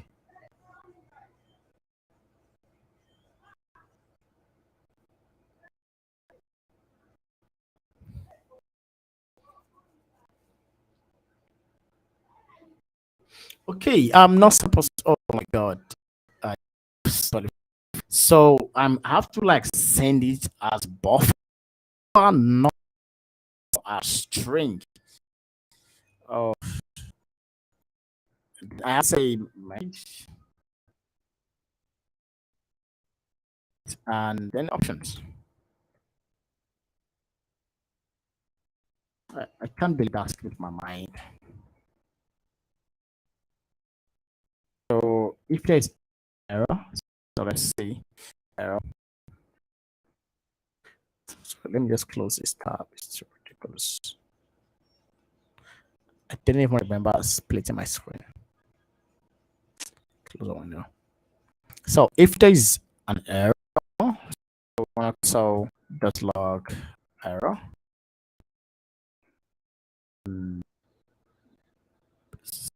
So if we're trying to publish and there's an error, log error, publishing message failed. Six, uh, connection, right? Connection just close. So we so then we're done. We're done.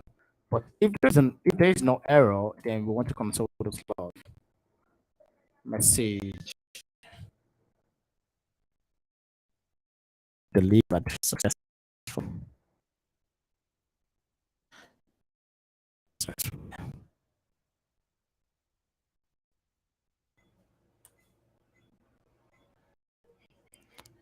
So yeah. Okay, so let's see. We have started. So let's send it. Okay, we got an error, a big one. Mm, okay, so now the error we got is actually interesting. Um, okay, because is number one, the exchange we are trying to send message to doesn't exist, and so is the routing key. So what we're gonna do to fix this is because as you can see, when I was publishing the message in the account service, I was using a test to like set it up. So what I want to do now is to fix this. So when I go to my account service, I go to the config, I go to the YAML. See, we have an exchange key, right? And it's a value. So let's just create an exchange. Let's call this exchange Headless exchange. Headless exchange.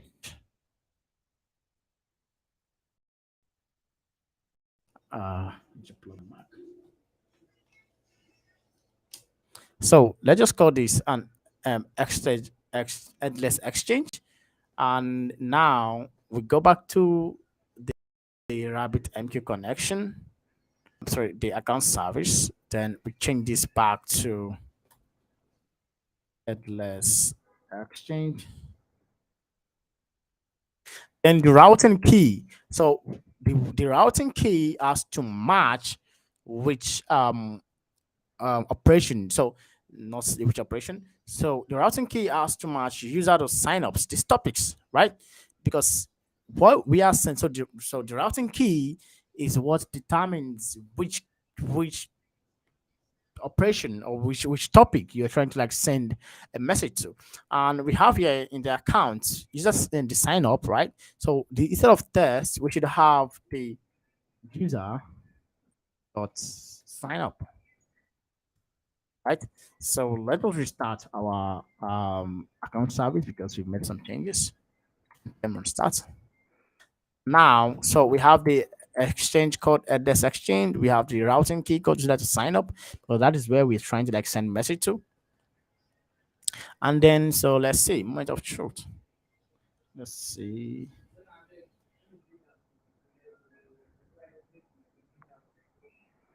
And let's send. You see, we got a message. We got message delivered successfully.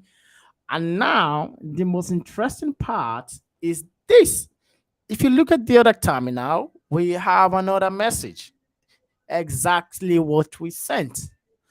So in the account service, so the data we sent from the API gateway was successfully sent to the account service. Isn't that cool, right? So which means we've successfully sent or delivered a message from the API gateway to the account service, which is the big first thing we did, right? So you can actually follow this approach when you're implementing when you're trying to like send a message from the API gateway to other services in your microservice or whatever it is you're building. So that is it. So successfully published a message. So what we can do now is go to the account service. So the account service, we go to the source, we go to the API, go to the handlers, and you can see in user to sign up because that is where we are sending a message to. You can just console that log message. Let's see. So let's publish the message again.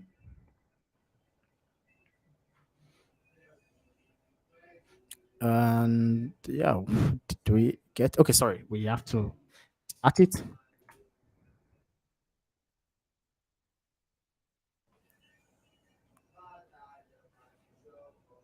Yeah, so when we send the message, you can see we have a little bit of data, and you can see in the payload we have the data we are sending that we received, and we have the headers. So you can see the routing key we had it, the exchange.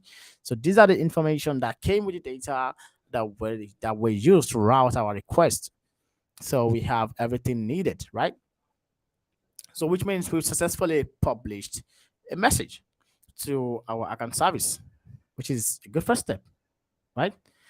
So the next thing we want to do, the second thing we want to do, okay, now, so we've gotten, before I move to the second step, the next thing we want to do. So now that we've gotten the message here, right? So we can say message.payload.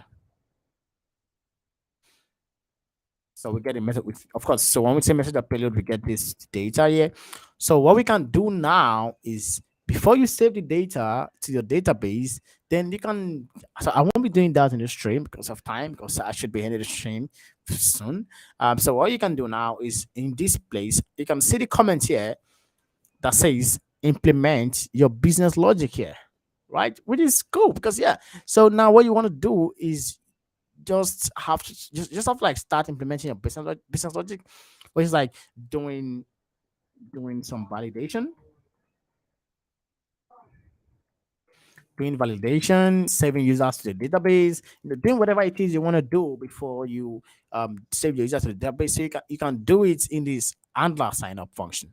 So that is the most important thing. So now that we have our accounts, our API gateway publishing message, and our account service receiving the messages, so the next thing we should do is definitely listen to a message, right? Okay, so in order to do that, we have to create one more service for the sake of this demo, for the sake of this workshop. So let's just create one more service. Let's just call it a log service, like I said. So just to show you guys again, show you folks again, I think Excalibur. Okay, let me share the Excalibur diagram I did the other time.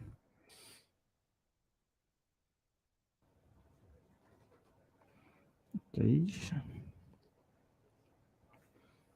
Yeah, so as you all can see from the beginning of the stream, what I did was while I was explaining the whole concept, right, was that I was showing you how the API gateway communicates with different services where you don't have to like worry about what is going on under the hood. And so this is what we've done, right?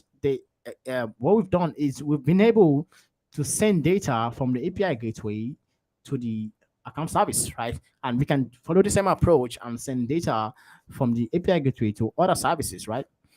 So the next thing we want to do is then listen for messages, right? So instead of saying send here, so it should be like this, like so. Now what we want to do now is to send data or send an event or send a message from the log service to the API gateway. So once we send data to the user info, so once we send the user info to the account service, and the account service is done processing the data, so we want the account service to say, "Oh, so I'm done." Then send a user log to the log service. So from the log service, then the log service say, "Oh, there's a new log about a user." Then the log service just sends the log to the API gateway, and the API gateway gets the log. Oh, these are successfully saved. Then the API gateway sends the message back to the user on the website or on the mobile app. So that's what we're going to do. So we're going to create a new service called log service.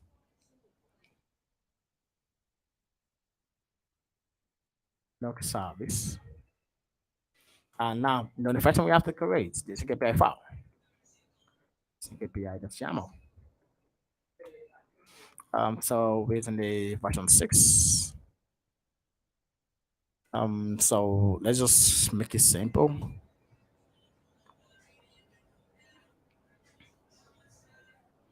Okay, just say log service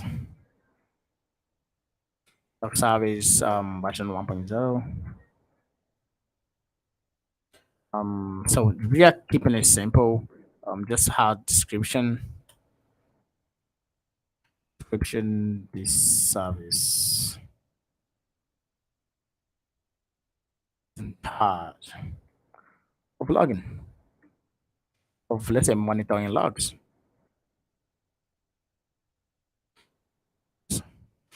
So the first thing we want to do is just copy from what we had before because there's an MQP, the servers, right? So I just copy and paste the servers. So we have the servers. So what we want to do, what we want to add now is a log. So we change this from user just line up to log slash user. So this topic is the user's log. So it is not is it published, subscribe.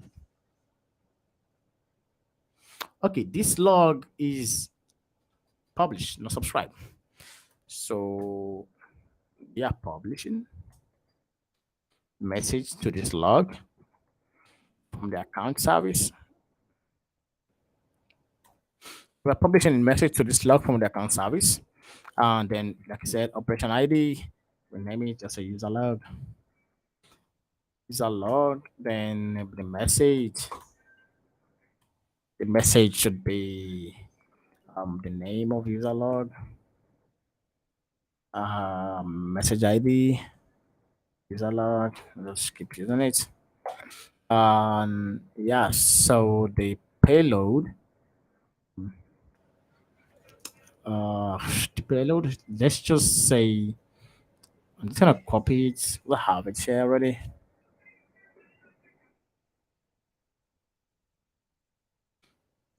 Okay, no. So let's say payload, payload type, yeah, it's an object, and properties. So for the properties of the log, we basically just need two things. So which is going to be, let's say, should we call it request ID and status? Okay, we have to just keep it simple.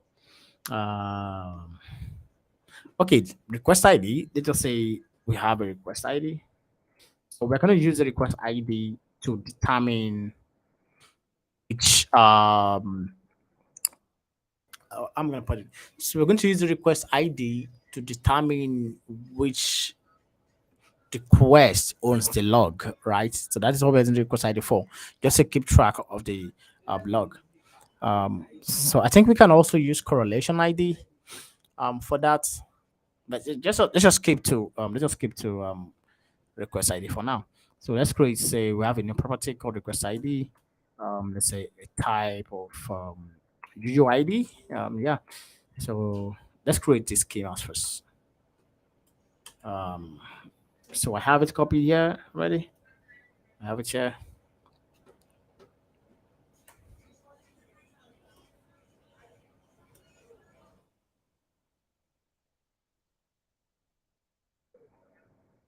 Oh, okay. That shouldn't work. It should be inside components.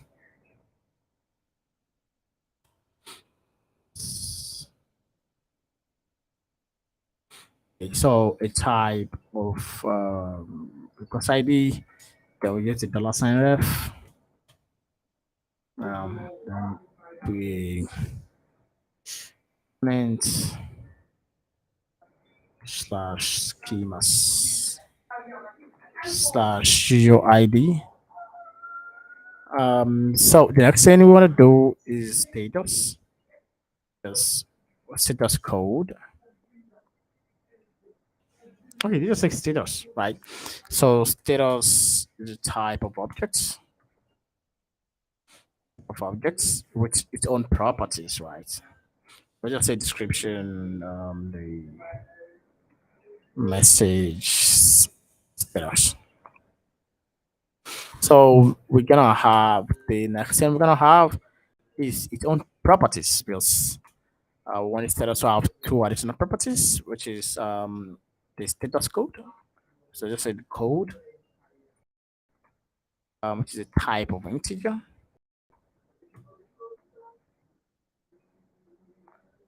This- What's happening?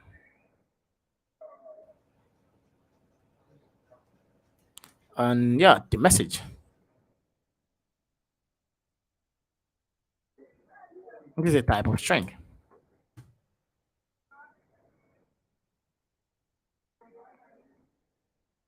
Why are we getting okay formatting?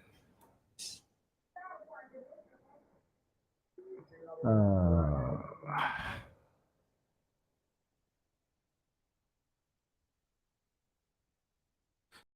we have this log slash users payload already outlined.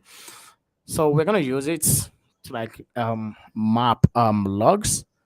So like you all know before, I'm going to have to generate code based out of this. So I'm gonna do that real quick in my other time.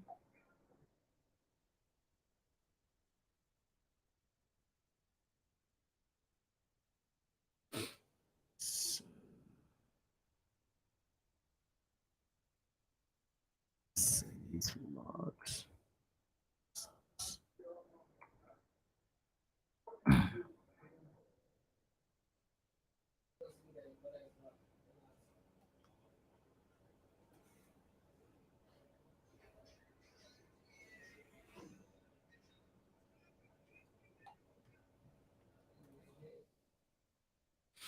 Yeah, so I'm generating the code for the log service.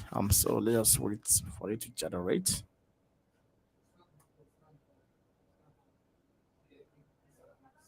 Oh no, I was sharing the tab for VS for Escalidraw. Oh no.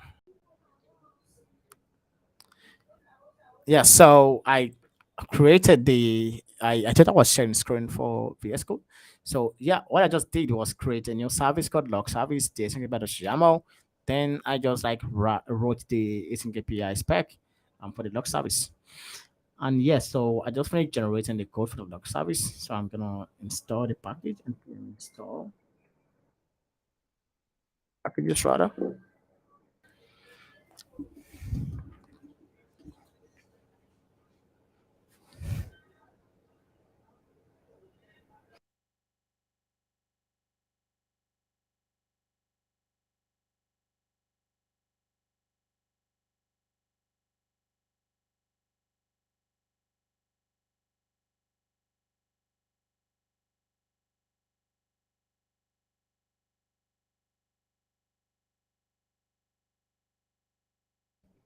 Okay, so we have the package installed.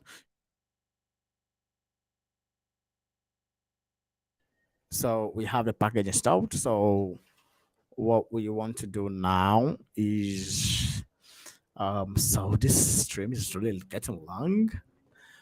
So what I want to do now is we have the log service package installed. So what I want to do is just to update the config, the common YAML file, just like I did for the account service. So we just have to in this RabbitMQ username and password to RabbitMQ. Then the exchange, just use the same exchange, address exchange. Then yeah, we save it and yeah, we start the service and PM run start. Yeah, so I have the service already running in background, the log service. So what I want to do now is do this. Now go to the account, user will sign up in the account service. So whenever we receive a message for the sign up, let's just say we've implemented our business logic.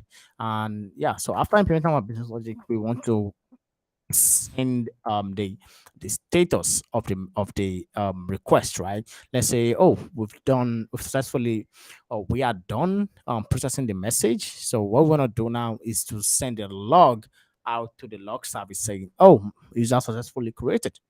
So what we have to do now is say message send.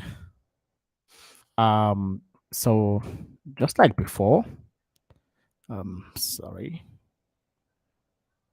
Mhm.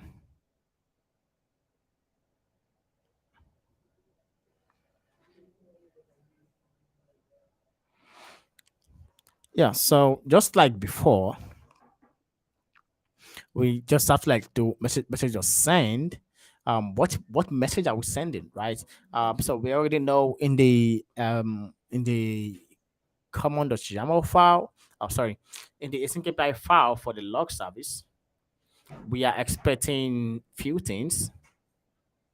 Um Few things which are the request ID and the status, right? So we need to do that. So let's just create an object comes called the log message. Log message. Sorry,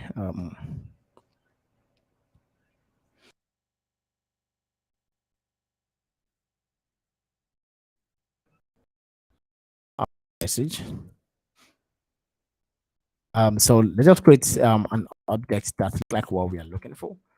So we'll just say, so we know message requires a request ID. ID equals to, let's say, 1 2 3 4 6. Um okay, sorry. We know it is an object. Let's say log message was an object. So let's say log a message dot first ID was to let's say this, and let's say log message dot status equals to let's say, so the status requires two things: the code, let's say 200, and the code and the message, or let's say 4 1 and the JS. These are successfully signed up. So what we have to do now is to send the payload, which is log. Sorry. So we have to send the payload, which is the log message, and then we send we have to keep this empty because we are not sending any headers. So this empty bracket is for adding headers, but we're not sending any headers. Then we send which channel which topic I will send a message to. So, like we all know, the SKPI.YAML file for log service is log slash users. So we are sending data to log slash users, slash users, right? So let's save this and let's see. So just to make this fun, I have to let me see. Not sure if it makes sense to open three terminals. Uh, so I'm gonna open an additional terminal for log service. Log service. Okay, so I'm gonna do npm run start log service. Okay.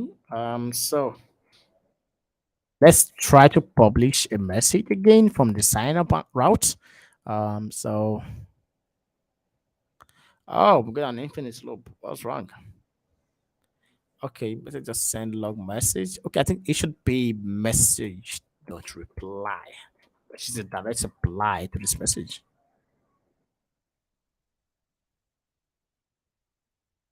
Hey, let's send. Yeah, it successfully worked. So what we did was a test. So let's just imagine after we get the message from sign up account service. So let's when we send a message. So when we send a message from the API gateway, say user sign up, we send the data to the account service. Then the account service takes the data and try to process data by doing the whole business logic, like validating the user and checking other stuff. Then saving the user to the state to the database. So once the user has been saved, then you will need to send a log, right, to say, oh, is this user successfully saved, or something happened, right? So that is what we're trying to do. So we say after everything in the user sign up handler, then we say message dot reply the log message, then the headers, which we are not using any headers for now, then the topic that we're sending the message to, which is the log slash users. But now it says, yeah, we received a message here, right? But as you can see, it says user, because as you can see in log slash users was received. We have a request ID and we have status with 201 message for the sign up, which is interesting. But we got an error which says the message rejected because data.request ID should match format of user ID. Yes, it should, right? Because here we specifically said request ID should use a schema such as UID, which means we have to use a unique identifier. Universal unique identifier. I guess that's what the full meaning is. So in order to do that, so I'm going to just copy a dummy ID. Let me see. I think there's one UIPN. So let's see. So I just copied this one. I think this is a unique, a dummy UUID identifier. Okay, so let's see that again. Let's start again. Okay, so let's send the request again. Oh, okay. Still doesn't get it. Okay, it should work. Didn't work. Wow. Okay, let's. Oh, my bad. I was supposed to restart the account service server. So let's send. Yeah, and it works now because now that request ID a unique identifier, then the message didn't get rejected by the log service. Now that this is working, so we have the log service working up and running. So what do we do, right? Because according to our diagram, the log service sends the message to the API gateway. So what are we gonna do now is to listen for messages in the API gateway. So in the API gateway, we listen for messages coming from the log service. So we consume from the log service. So now let's go to the RabbitMQ account service, the RabbitMQ config. And now what we have to do is create a new function called a new method called start publisher, right? So we go to the config.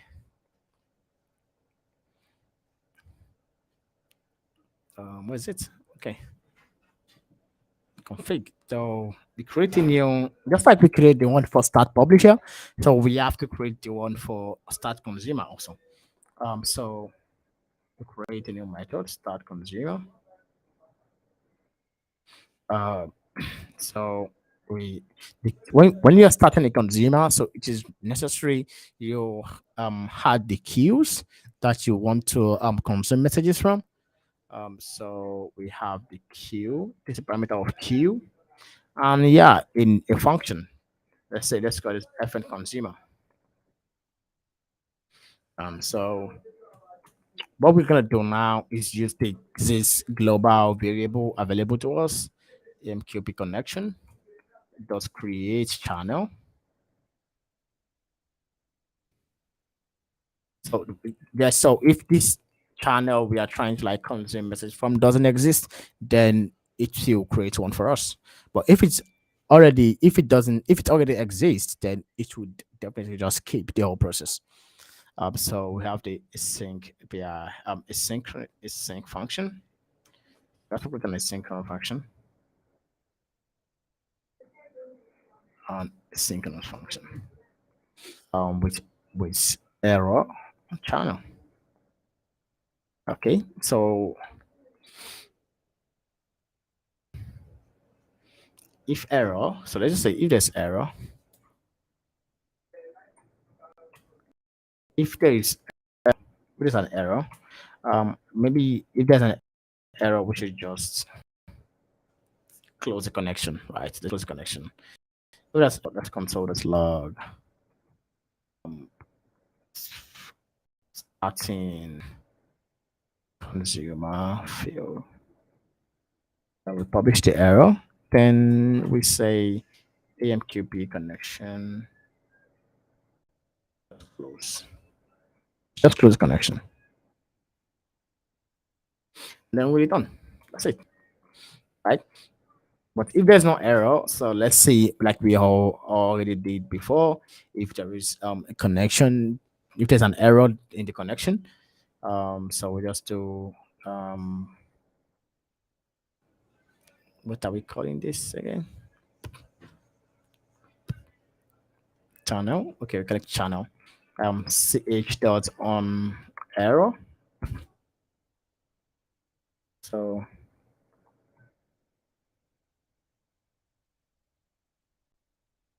dot error.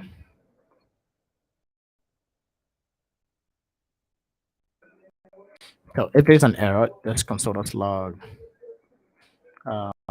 channel error. Then the this message. Okay, so we also have to check for connection close. That's close.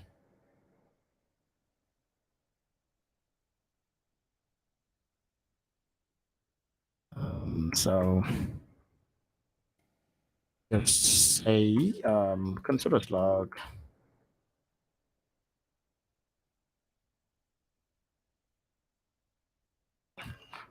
channel close. So if any of these happens, so what we want to do now? Okay. So what we want to do if any of these didn't happen is just say pop channel equals a channel. Yeah, just like what we did here, right? Pop channel. So yeah, pop channel equals channel, and then we just say console.log publisher started. No, consumer started.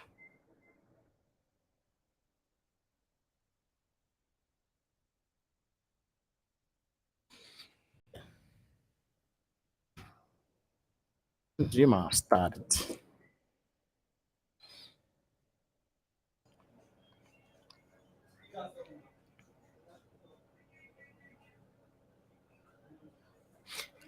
Okay.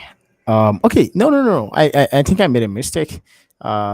This is I should only do this if I'm doing uh, the publisher, not the consumer. I forgot. So when I'm starting a connection, I have to set some stuff like I set a queue, which I obviously missed. So I should do channel dot say let's do prefetch let's set it 10. I think 10 is default. And return dot asset queue. Um, then we set the queue. Then we set some configuration for the queue. So we're just going to use the ones that are available. I think exclusive is false. This is what I'm looking for, the queue options. Exclusive is false, durable is true, auto is true. Okay. So durable true, the false, delete. So the auto delete is actually saying if you stop running the service, should it delete the queue automatically, which is true. So you can check out the RabbitMQ like to see much more about this stuff. And yeah, so we have the auto delete is true.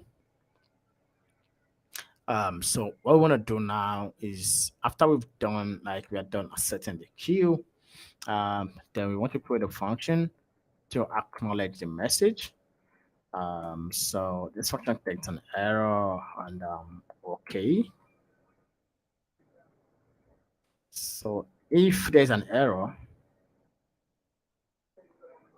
then we should console.log error. Then we should be done. But if there's no error, then we want to start, right? We want to start consuming message from this function. So say channel.consume, let's consume from this queue. Uh, so once we consume from this queue, we also want to process the message, right? Which is important. So it's a message. And yeah, we want to probably acknowledge the message, no ack, which is false. So once we're done, then we're gonna say console.log um, consumer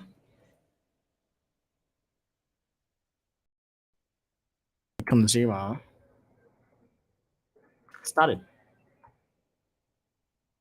Yeah, so we have this started, we have this, but this function doesn't exist yet, like this process message function. So what we have to do is create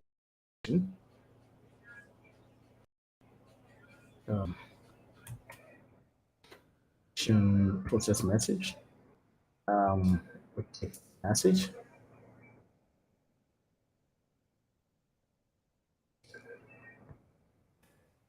and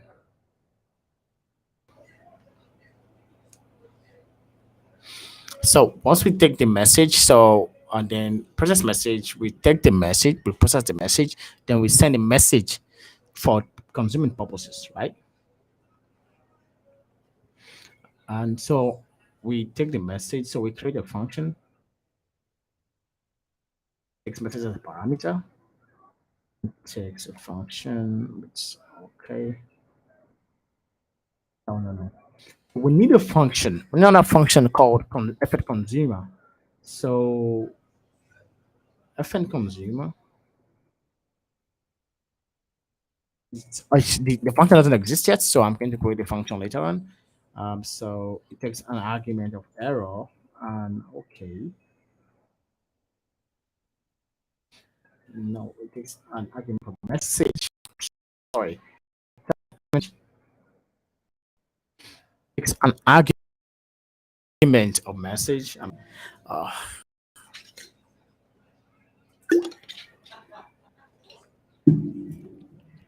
it takes an argument of message, and then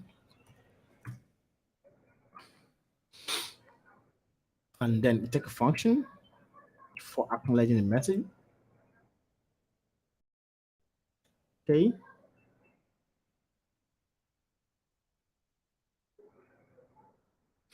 so do a try catch.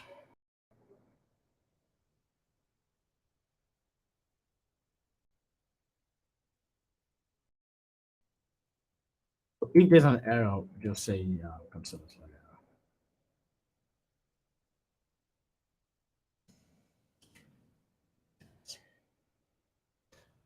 But if not, so if that is okay, then channel that's the message else reject the message. Channel that rejects the message.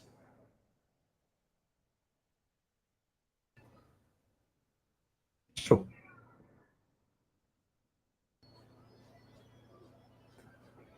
uh so I'm so exhausted right now, but I gotta keep pushing. So we have this function, but now we have to um, okay, so the FN consumer already exists. I totally forgot. So this particular place, this function FN consumer. So I think that is everything we have to do in the start consuming messages. So the next thing we want to do is go to the index.js in the API gateway, and then rapids.mq, start consumer. We have to like pass the queue. So when I consume message from the account service, so let's see, just to be sure, instead of the name of the queue. Okay, the queue is log service 1.0. So when it consume messages from this log service, this is the name of my queue, so you can basically just change it. So this is the name of my queue, log service 1.0.0. And yeah, so an FN consumer we want to take. So let's just create this function here. So let's just create this function. Create a function. Create a function. Schema. Text message shows payload. Back. So create comes to message. So message. You know what? Let's just console.log the message.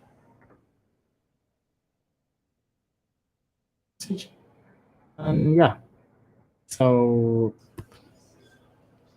callback is true, just in case you missed it. So let's see. The rapid is on queue. Continue message. Okay. Okay. So let's see. Then we call the F. Okay, moment of truth. This published consumer data function waiting. So let's see.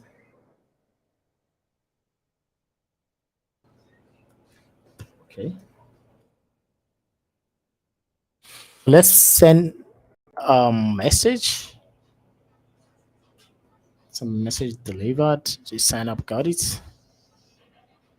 And yeah, so we send a message, it was received, and we got the message here in the API gateway. So the API gateway is successfully listening to the log service queue, right?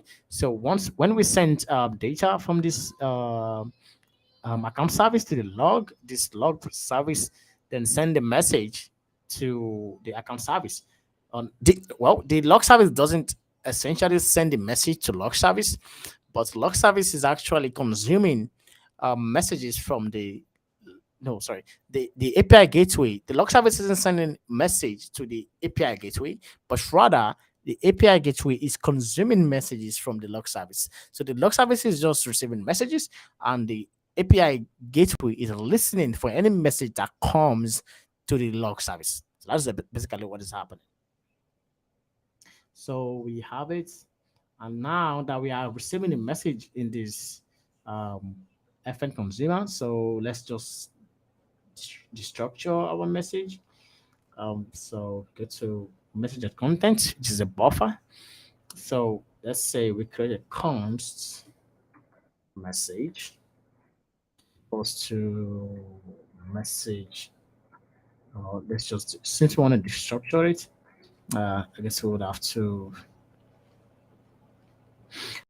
say message just content, just string.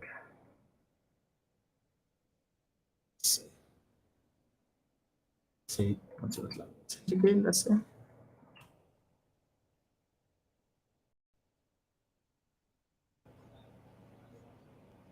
Okay, now it works. So we have the string converted to a normal string. So what we're gonna do is just say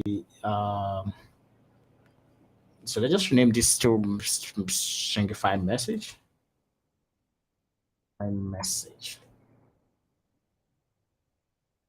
and then say const message was to stringify JSON of the pass rather. So what we have to convert it back to JSON of the pass stringify message. Console.log the message. So we publish the message again. And yeah, so we have this message that we are getting from the log service. We are also getting this message now in our API gateway, which is interesting. Now, this flow is strictly event based, right? So we are communicating from our API gateway to other services strictly by events, right? And now and I know we are communicating with our API gateway using Postman, which is like we're using the REST API to communicate with our gateway, but our gateway isn't using REST API to communicate with other services. Our API gateway is communicating with other services using event-driven API, strictly event, right? And using RabbitMQ, which is interesting. So we have this sorted out. Now, what we have to do now that we have this message, so that's like the message is now how we want to send this message to our users, right? So just like saying when I send a message to Postman, when I make a request, um, post request on Postman to user sign up, I need to like get a response, right? So now this message, this log is what we want to send to our users, right? So how do we do that? Well, we do that by using event emitters, right? So because the whole idea behind what we are doing is when we go to account here, you can see we have this response, right? We create a const response where we publish this message, but we need a response. But when I do console.log response, you see, we won't get anything. So let's send it. See, our response says undefined because there is no response. There is no response. But now what we do is what we want to do now is send. We want to use the log data we get from the log service as our response because yes, that's typically our response. So what do? We use the event emitters. So what we do, event emitters is like built in your JS, so you can easily use it to emit events, listen to events, and that is what we are going to be doing. So let's create a new um, in API gateway. Let's create a new folder. Let's call it tips. Say a new file events this. And now, so if you're familiar with event emitters, this shouldn't be a problem. So we have like create a const it's, it's going to require events, get events. So what I want to do now is say create a variable,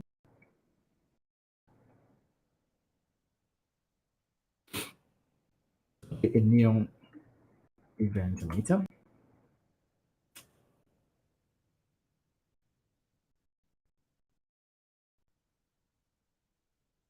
Okay, I spelled it the wrong way.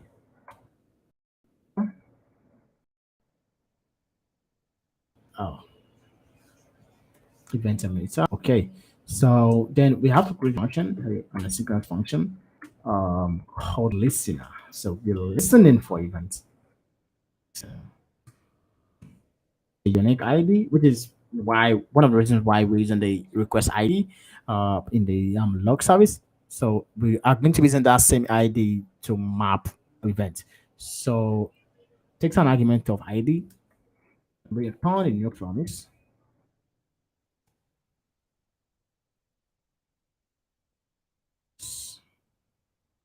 So of rejects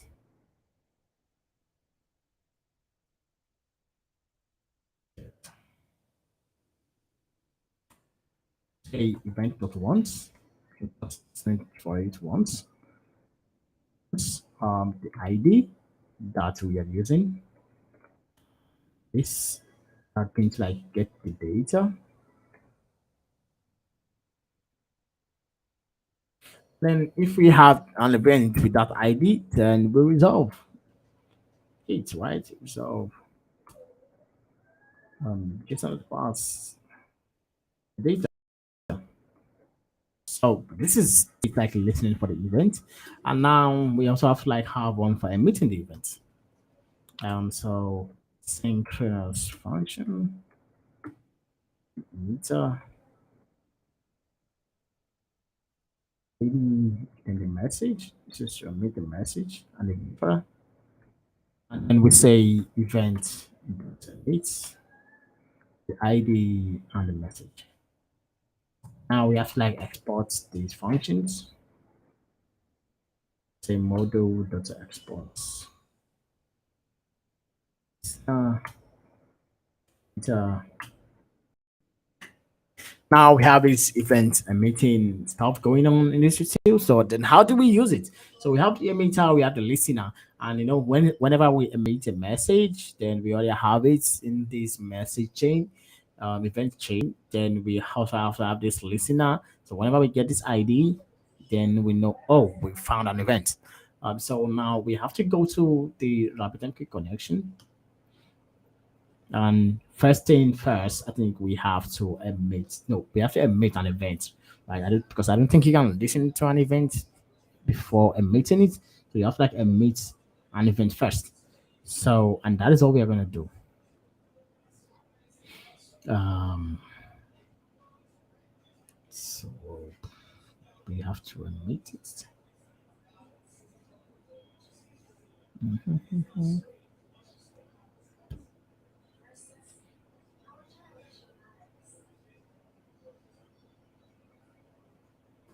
Okay, I think we have to listen. No, I we have to listen for an event before we can like decide if the event exists when we are emitting the event. So but I made a mistake earlier on. So we have to listen for the event first before deciding if we are going to, because if you don't listen for an event and you emit an event, so there's no way you're gonna know if this event occurred or not. So first what we want to do is listen for the event. So where do we listen for the event? So remember when we're publishing a message, right?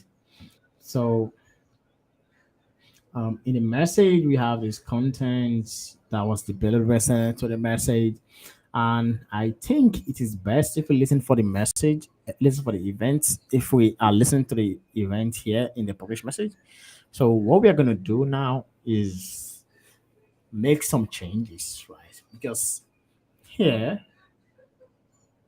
okay, we don't need to make some changes. We can just copy the same request ID um, for the sake of demo.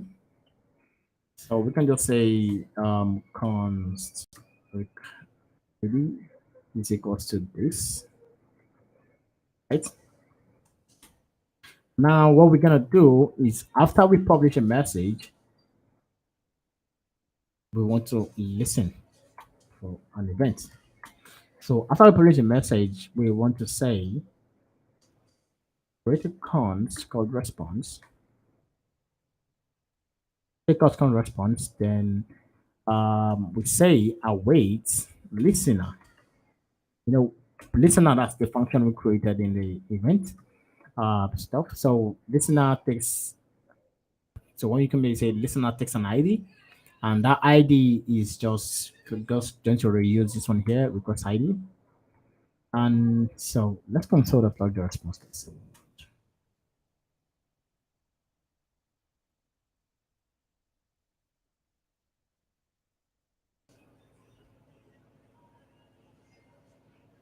Interesting.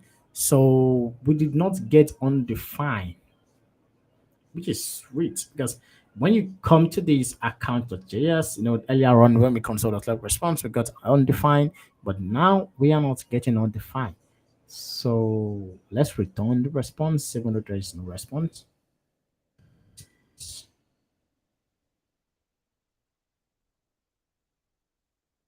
So our event is basically listening for this request ID. So if there is an event with this request ID, then I think something is gonna happen. So we can't, nothing is gonna happen right now because we are not emitting anything yet.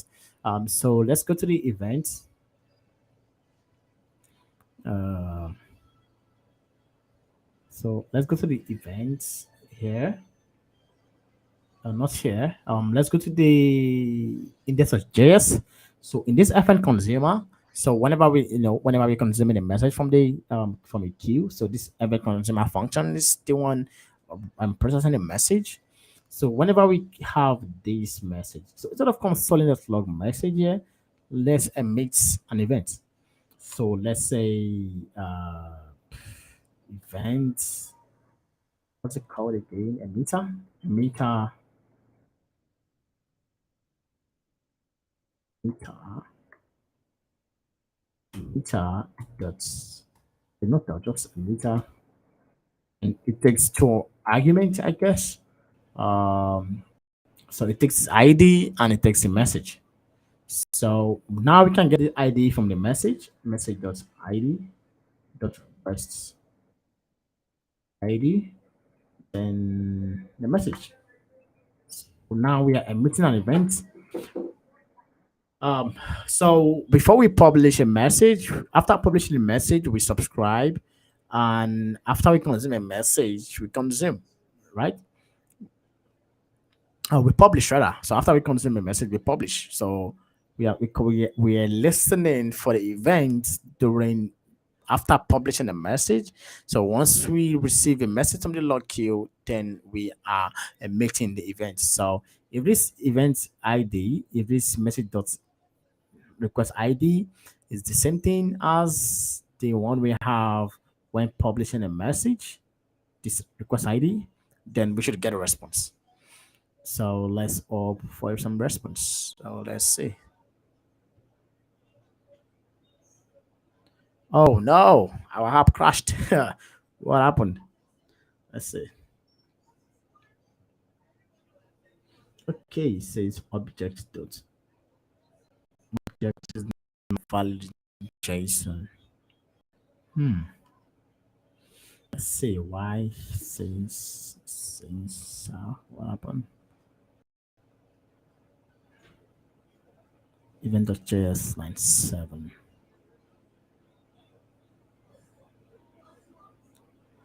JSON has passed data. What's the data we say? Yeah.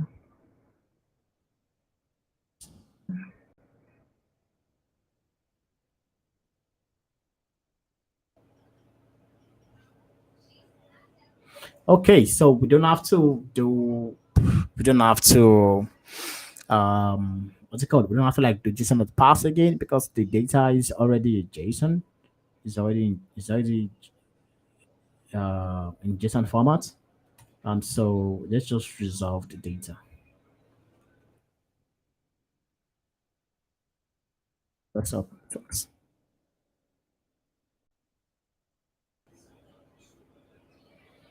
Okay, so we got the response. So let's go here to the RabbitMQ Connect. No, no, account service. So now you can see when we say const response equals to await RabbitMQ connection of the publish, the chat exchange, the topic, the message. Now we got a response, consider that response. So whenever we publish from the account service, the log service, the RabbitMQ connection, sorry, no, not the accounts, the API gateway is also listening to the log service, which is interesting. Now this is all based strictly on events. Okay, so now we got a response. So what do you want to do is now return the response back. So in order to do that, we have to say if response. So if we don't have to like say if response. We can just say okay. Let's say if response status dot code is not equals to 200 or response status code is not equals to 201, right? Then we have to do something else. So if it's not equals to these either of these status code, then we have to say return reply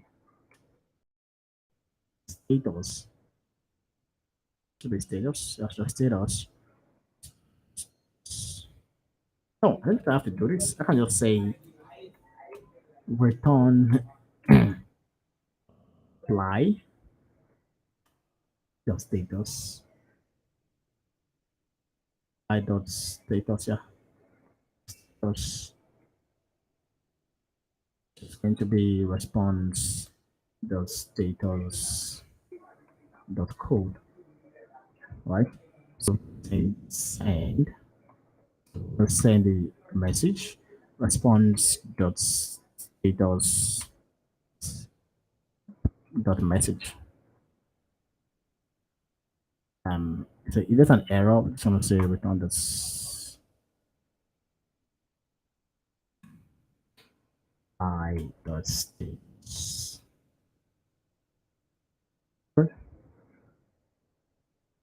Actually, let's send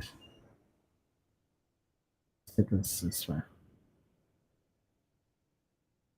Okay, let's just say dot status send. Okay, so let's save this and see if it's going to work according to plan on Postman. So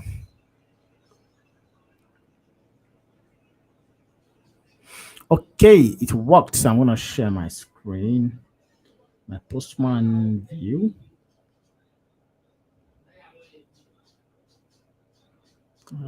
Postman. Yeah, so you can see from Postman that this thing worked as expected. So we have the body, we have this data, we have everything. And when I send the request, we got the message here that the user successfully signed up. And yeah, status code is 201 created. And now we have a bi-directional communication between our services, right? With our API gateway, which makes sense. And yeah, so that is basically everything on this stream. And also, so for clarification, because you might be wondering, so why am I using the request ID and stuff? So the reason why the request ID is the way it is here is because for the sake of simplicity, I just have like keep it like this. But in other case scenario, the request ID won't be static. So the request ID would be based on the would be different for every message, right? So instead of using request ID, you can actually use correlation ID with the AMQP Rabbit MQ, an option for correlation ID in the headers, so you can actually use the correlation ID to map requests. Yeah, so I think that's everything. So after I end this session, I'm going to post the link to the source code for this project. And now the source code for the project is much more than this. So that includes other services like notification, payments, and stuff. Right. So I'm gonna update the description, then you can find it there. So if you have any question, feel free to ask me. It's been a long ride, 3 hours live stream. I think it's the longest I've done so far. Yeah. So if I miss anything or if I try to explain anything that you do not understand, please feel free to like ask me. So if you have any questions, feel free to ask me. You can reach out to me on Slack. And if you're interested in contributing to the SNKPI project, you should definitely reach out to us on Slack. We're always happy to help you contribute. And yeah, so that is everything I have on this live stream. And yeah, so I'll probably drop the link to this complete project in the description below. So see you guys later. Have fun. Peace.